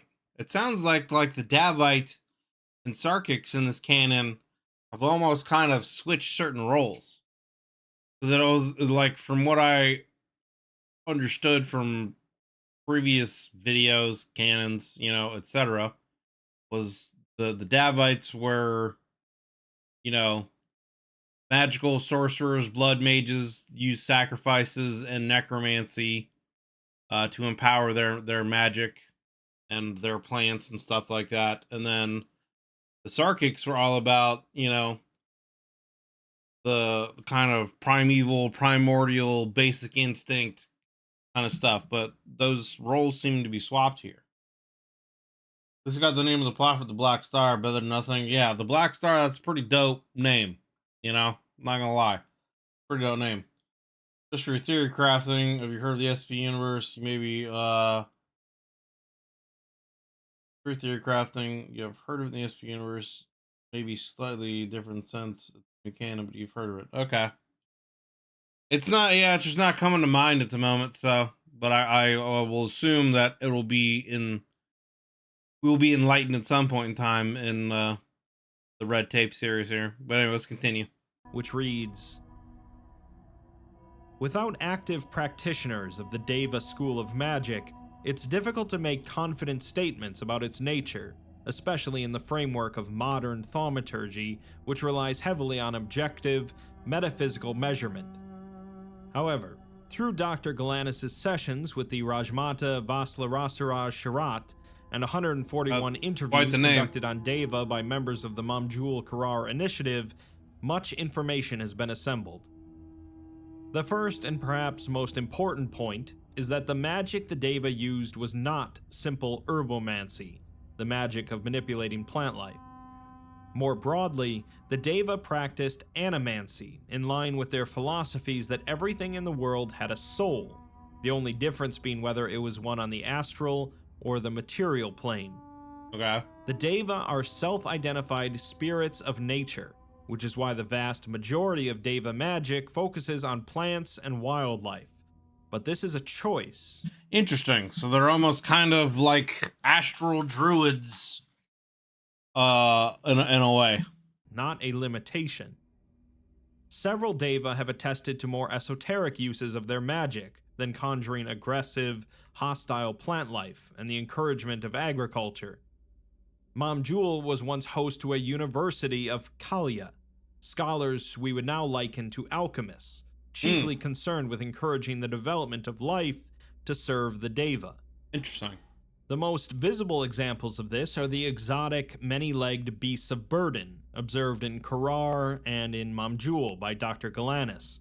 But this university also produced what we would now call bioweapons, highly aggressive viral infections that could cause both anomalous and mundane damage on organic tissue. These infections would be loaded into glass vessels and catapulted into besieged cities. Interesting. As with most forms of animancy, the magic was in fact a contract of exchange between the spirit and the caster. Given the close bond that most spirits, the Deva, and the casters, the humans they were bonded with, had, there was no incentive to outsmart and or betray the caster as with jinns. Instead, the price was paid through the ritual blood sacrifice of a third party, usually a slave or, later, prisoner of war. Interesting. Magic was used in nearly every aspect of Covenant society, from the management and control of slaves, pheromone-based hypnotics, to construction and expansion, accelerated tree growth into the desired structures, to war, physical bonding of Deva to Covenant soldiers. As the Deva supplying the spiritual power, So slaves were also basically kind of like ammunition for their magic practices. That's why there were so many sacrifices, because they were needed to, cast their magic. Interesting.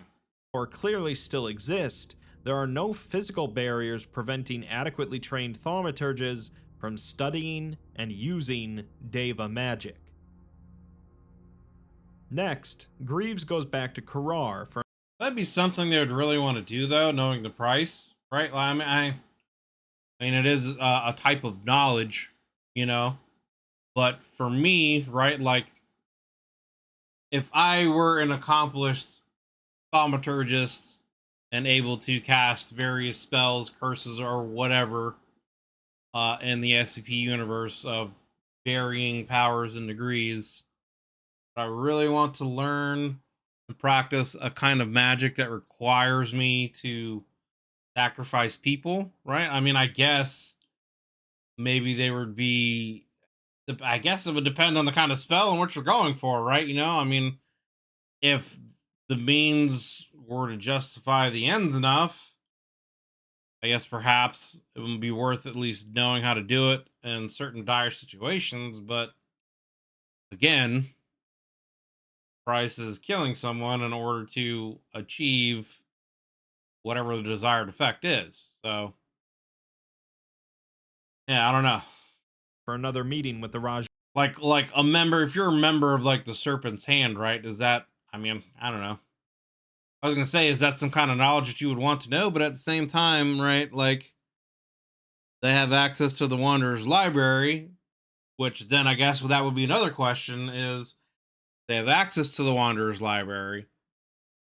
Would any information from the Davites exist there, and thus the practice of that magic exists there, and could they learn it there?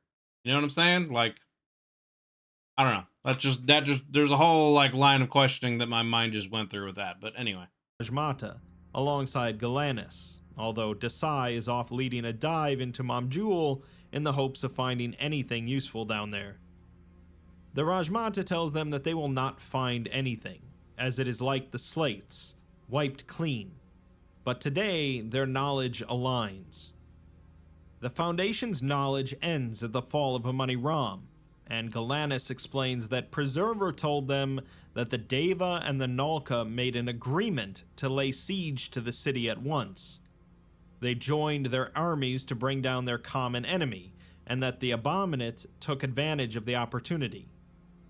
The Raj Mata, however, says that the automaton was wrong, and her voice rises and grows heavier, saying that after everything she's told them about the history of her people and the Nalka, of Ion's first hatred for them, of the carnage they laid upon each other, of their attempts to deny the Covenant's fallen entry into the next life, what makes them think that the Nalka would ever fight alongside the Dava? Right. They are not some capricious apostates who would betray their own for a chance at delivering a blow to the Golden Legion. Greaves steps in front of Galanis at this point and tells the Raj Mata to back off, saying that Galanis couldn't have known, as they're just going off the timeline that Nussbaum created. The two glare at one another for several seconds before the Dava lowers her head and returns her voice to its usual sing-song tone. She apologizes to Galanis and says that these memories occupy a wounded space in her mind. They hurt to think of, much less display to others, and she has not felt such strong emotion in a very, very long time. The first peak of her being unhappy and anger there. Interesting. Galanis recovers from the outburst, as Greaves asks if they're sure they're okay, and they tell the Raj Mata that this is obviously a sensitive topic for her, understandably. The Raj Mata says that she imagines that what the automaton told them was what the Mechanites had written as the walls of Amani Ram were toppled. The maddened, desperate rationalizations of how the most advanced people in the world had fallen.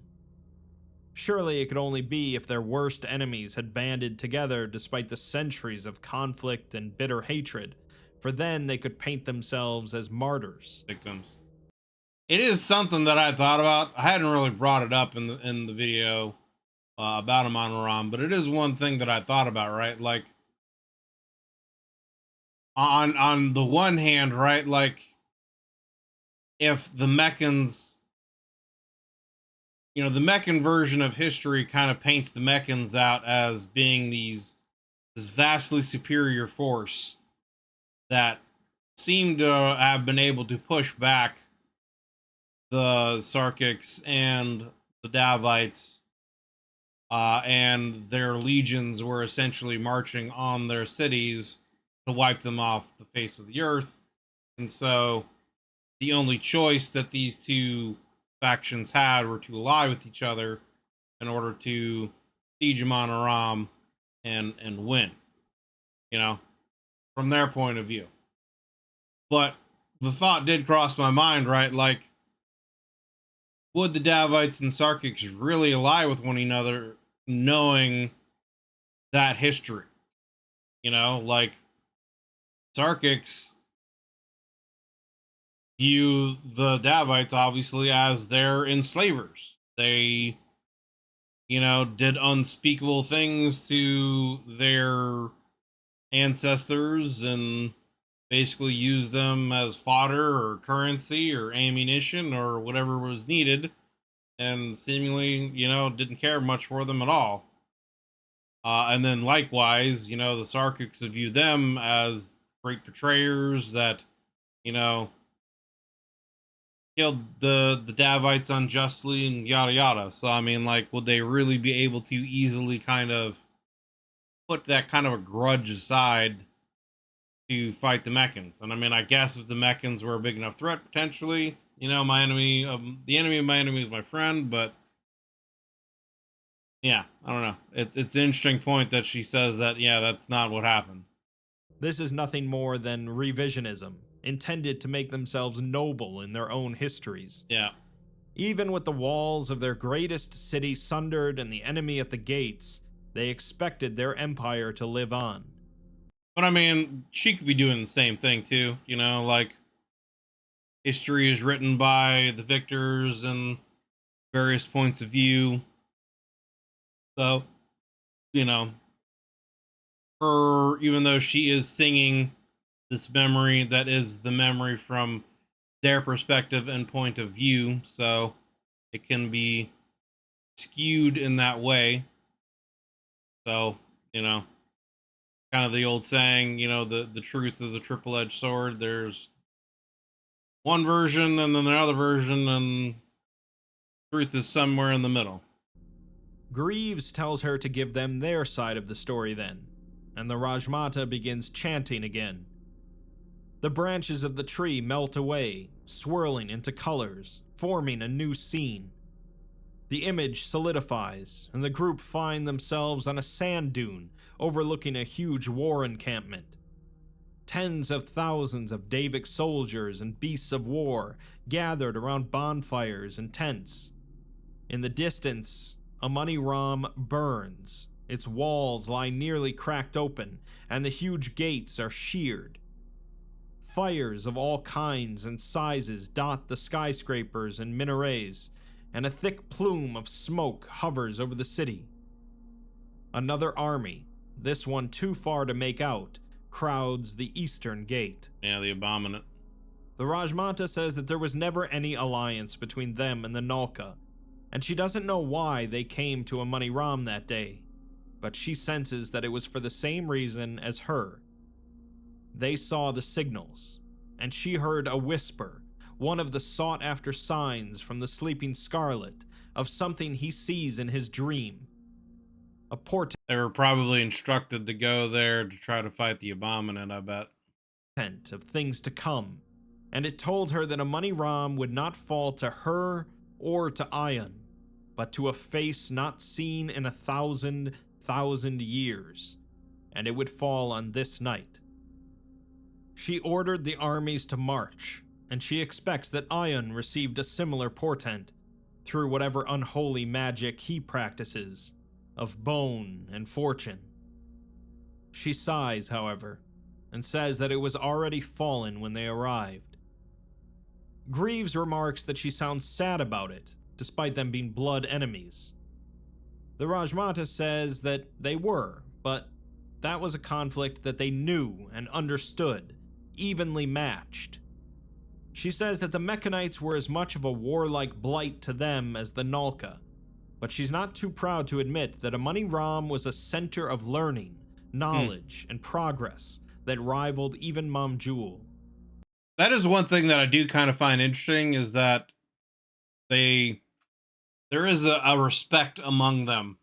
They can at least acknowledge and respect the positive sides of each other's cultures.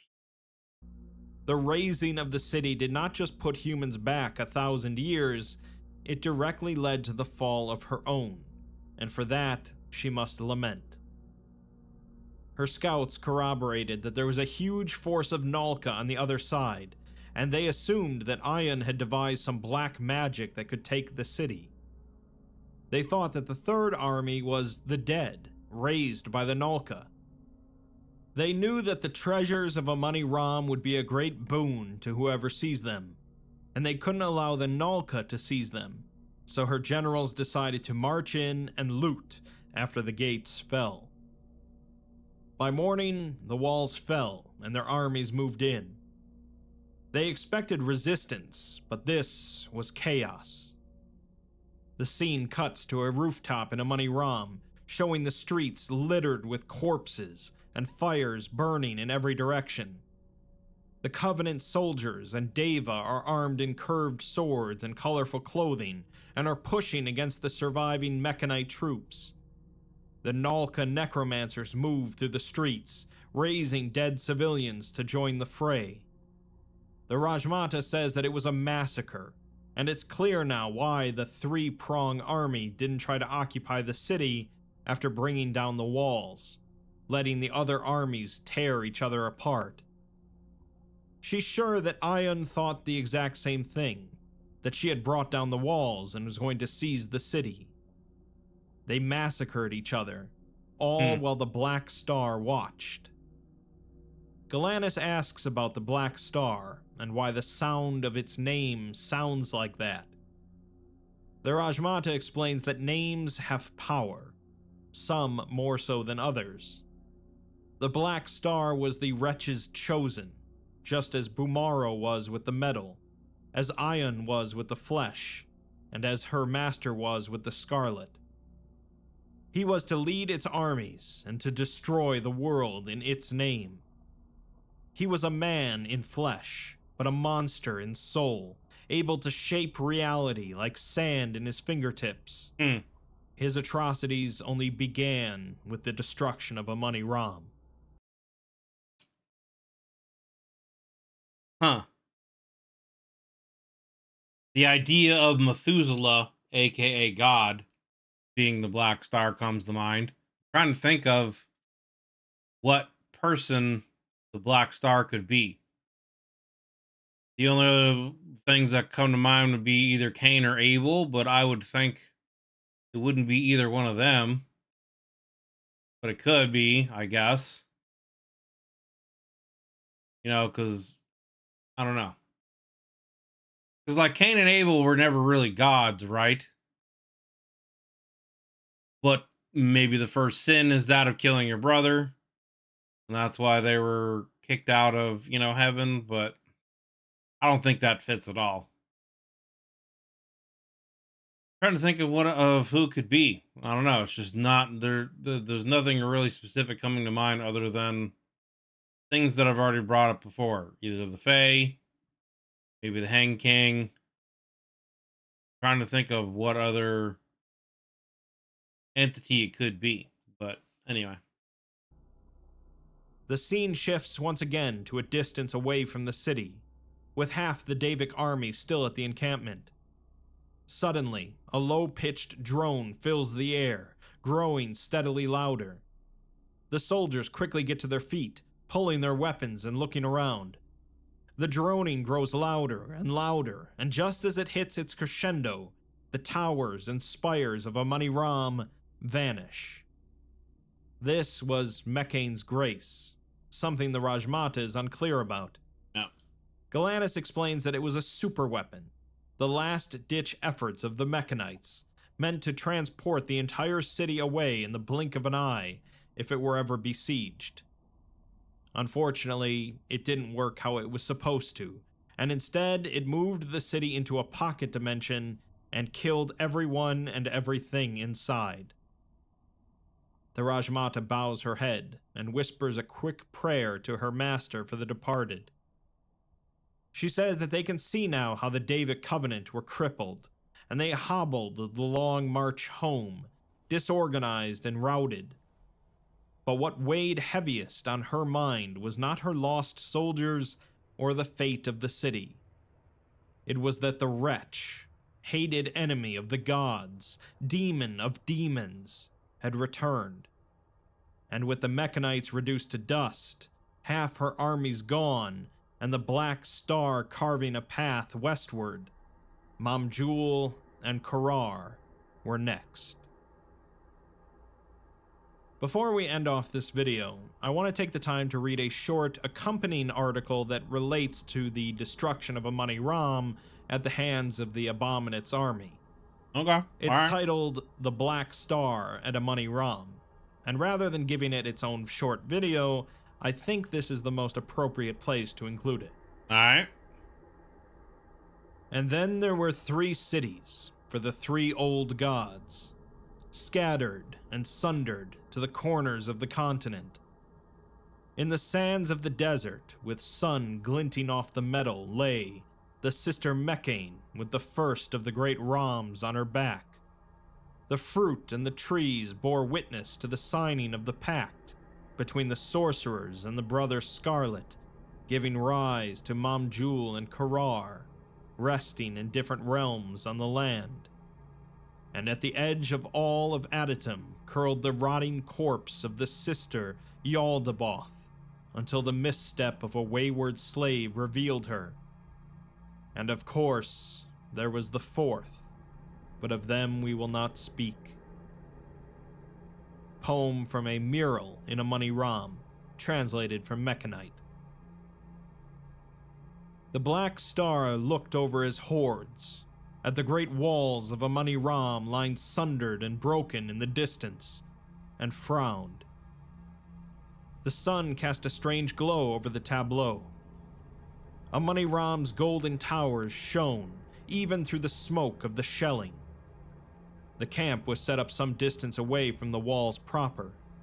Soldiers massed around bonfires, drinking and cavorting, celebrating the shattering of the city's east gate, which had given way under the artillery some hours ago. The mostly human among them slept in preparation for the horrors tomorrow's incursion would bring. All stiffened and rose to their feet when their commander exited his tent. There was a stiff night wind coming in across the desert. It ruffled his hair and sifted through his beard. He took a seat on the sand dunes, his back to the battlefield. Amani Ram's gates were broken, but the siege would not be over tonight. He looked up at his moon. The sun was still up and would be for some time, but the moon he looked at was not the same moon that would rise in several hours. It was an ugly thing, high in the sky, impossibly round and dark, like staring into a bottomless pit.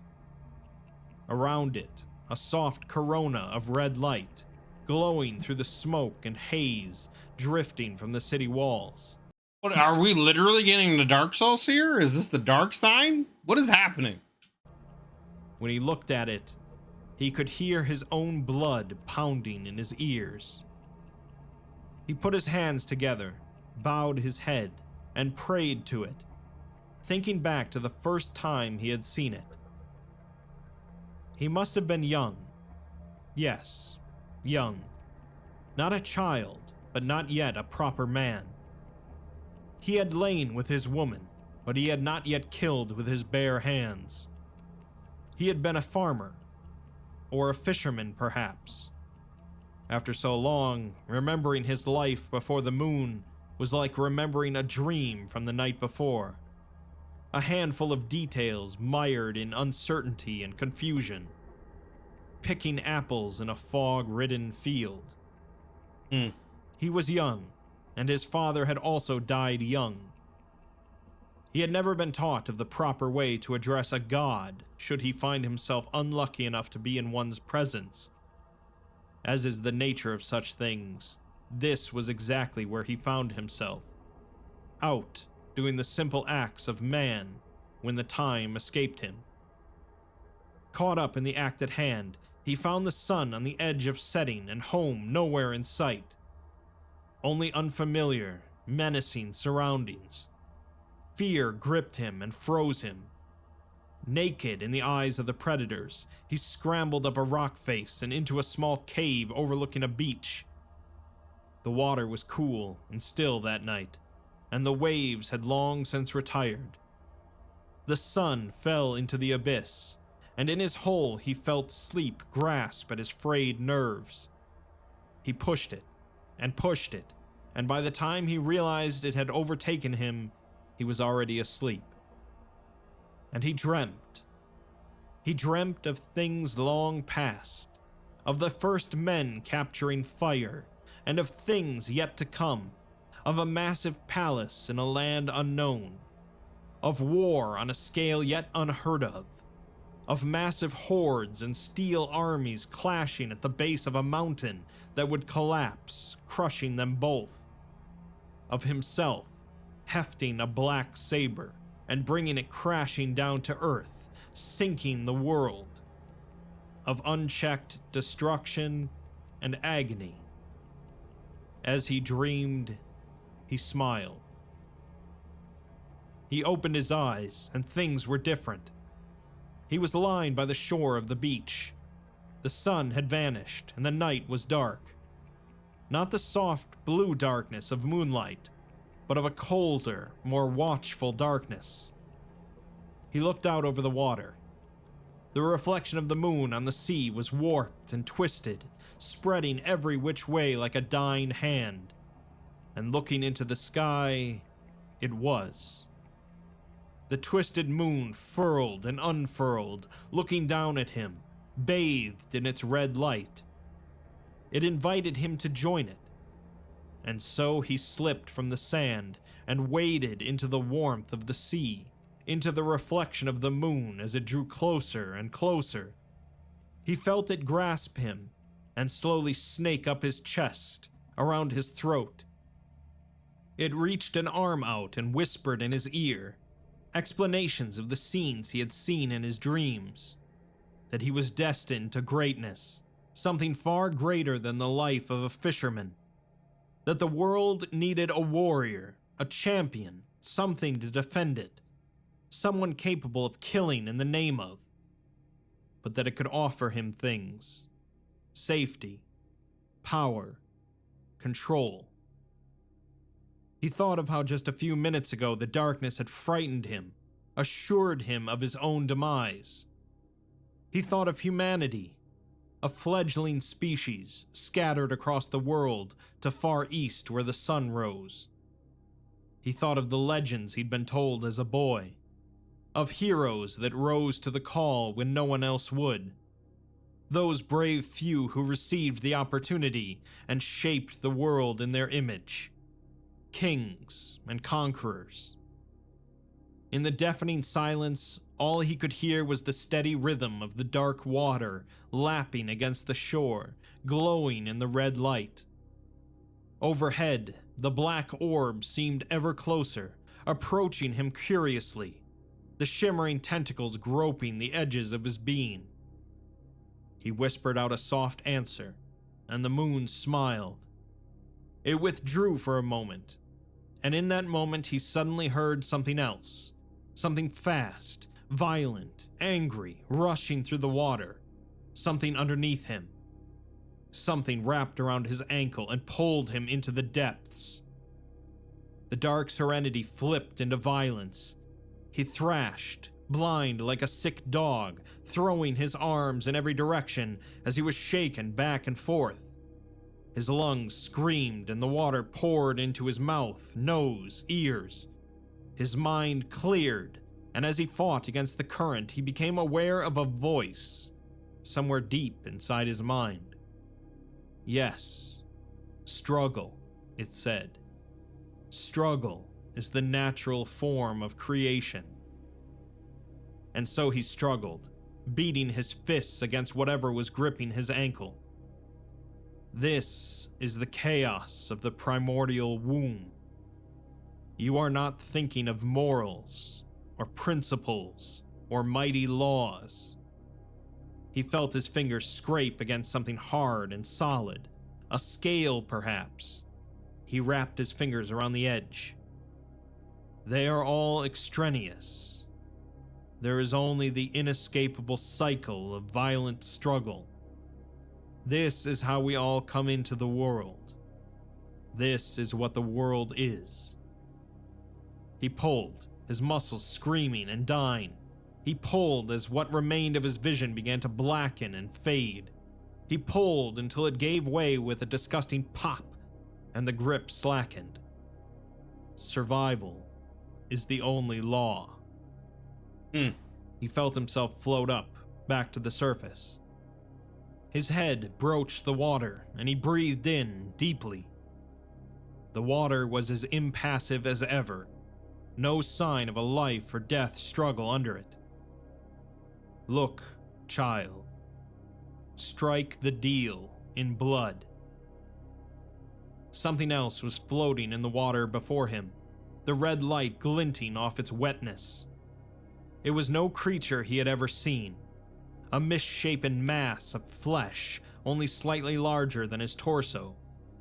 It gurgled and aimlessly waved two vestigial limbs at him. Its eyes glinted in the moonlight. He felt a heaviness in his hand, a short, black dagger, glass-like. He raised the knife and looked into the thing's eyes. Kill it. Take your place in the cycle of violence. Take your birthright. The deal was struck. He woke again, this time returned to his cave. The sun was rising over the horizon, spreading its light into his surroundings. and he saw in the back of the hollow a burned-out fire and a short black dagger cooling in the suit. It sung to him, and in the song a fable could be heard, one of a rising sun and a falling moon, and of the moon's rise as the sun ran past the horizon. He put his hand around the hilt and felt a presence high in the sky, whispering one thing: "Welcome, Black Star." Hundreds of years later, he sat on the sand dune with his complement of guards at a respectable distance. He prayed to the moon for guidance, for assurance that all this butchery was what he was meant to do with the army and the power given to him. The moon stared back at him impassively, daring him to show weakness and fear again. None came. The Black Star's eyes narrowed and his gaze hardened. He stood, turning his back against the emptiness of the desert. On the horizon, a money rom burned. The Mechanite Empire would fall, and the Black Star would be the one to bring it to its knees. And before the old gods fought their war and broke the sky, and laid the foundations for the next civilizations of the earth, there were once four gods and their 4 cities. But of the 4th was committed an act of heresy in raw defiance of the oldest laws that underpin our world. And as the world came apart, his brethren acted. They cast out their 4th and labeled him as unclean, the abominate, the wretch, the first apostate. He fell from the heavens and landed deep in the waters of the west, drowning while the war in the heavens raged on unabated. A previous verse of the poem, reconstructed from a shattered ceramic mural. There's certainly a lot of blood and tragedy in the day. That was some straight up Bloodborne shit right there, dude. Like Eldritch, the moon going with the light, and Eldritch beings talking to him, dragged under the water, and I still have no idea who the Abominate is and who the Black Star is. Yeah, I was sitting there listening attentively, hoping to get some kind of further clue, but it still eludes my brain. I'm not putting it together at the moment on who and what these are. I don't know. I don't know what else it could be. But that was a hell of an origin story there. Davites past, but so too was that true for the Mechanites, and as we've learned, these ancient peoples were partly the architects of their own misery.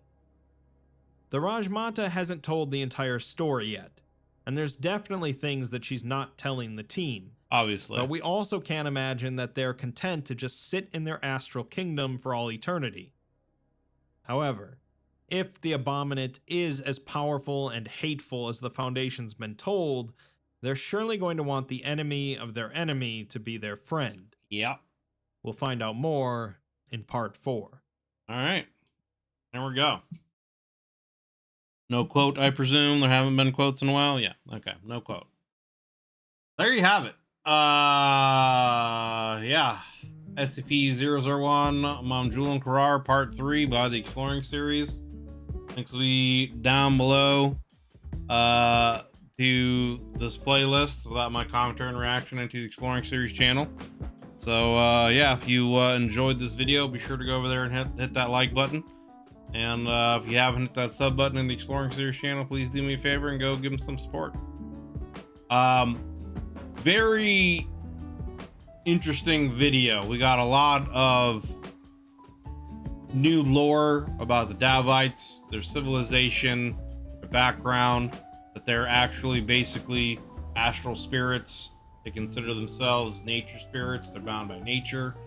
As I'd said through the video, it feels very much like in this canon, the Sarkics and the Davites have kind of switched in some ways, with the Scarlet King and their philosophy being about more primal stuff, and the Sarkics being more about necromancy and all that. But yeah, you know, we got their version of the history, fact that they were never allied. According to the Davites, they never allied with the Sarkics to attack Amon Aram. It was actually the Black Star, which is a very dope name, and that is a very sick origin story there. Like I said, that was very Bloodborne, Dark Souls, Berserk, you know, vibes. And the fact that, I don't know if it's the fact that he alone is that powerful, or if it's just, you know, his forces that he's been able to build, the Black Star that is that powerful.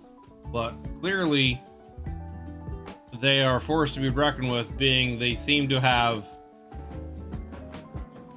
granted, the main army of the Mechanites or elsewhere, or at least according to the Mechanites, their main army was elsewhere, but the Abominant in one night came through and basically sacked the city.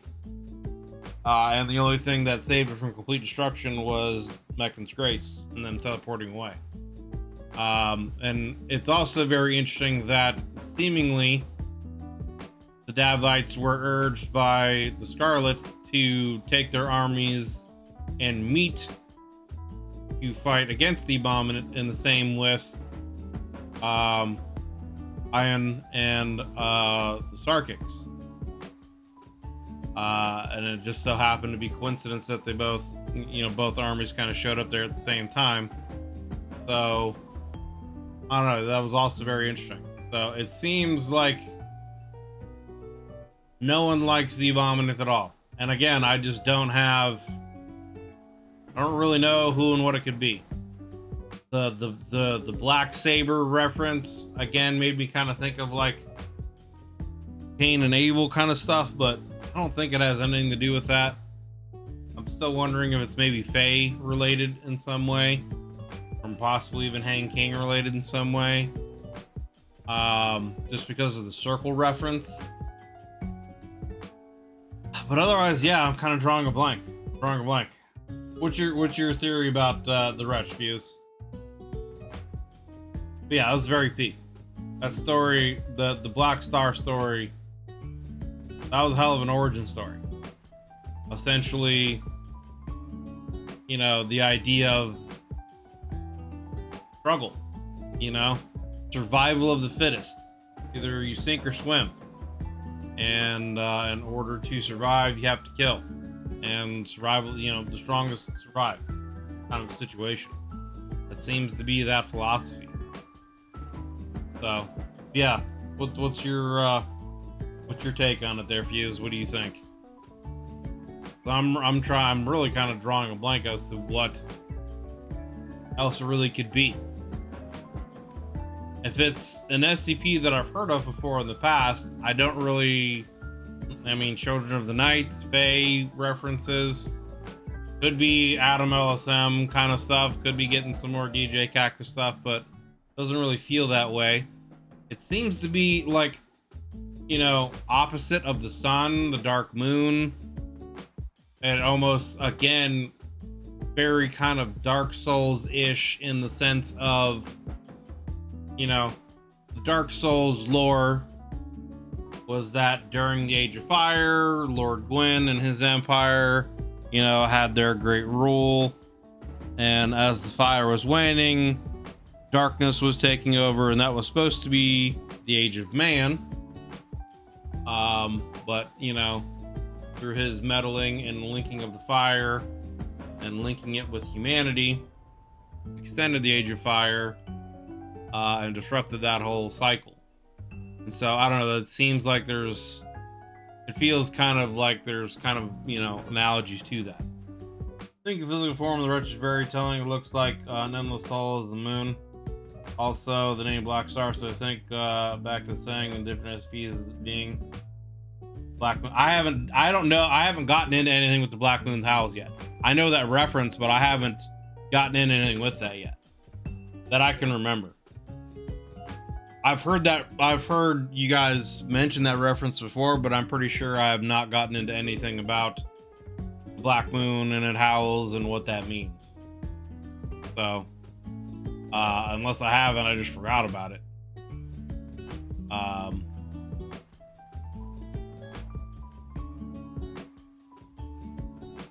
It's also called the Pale Emperor.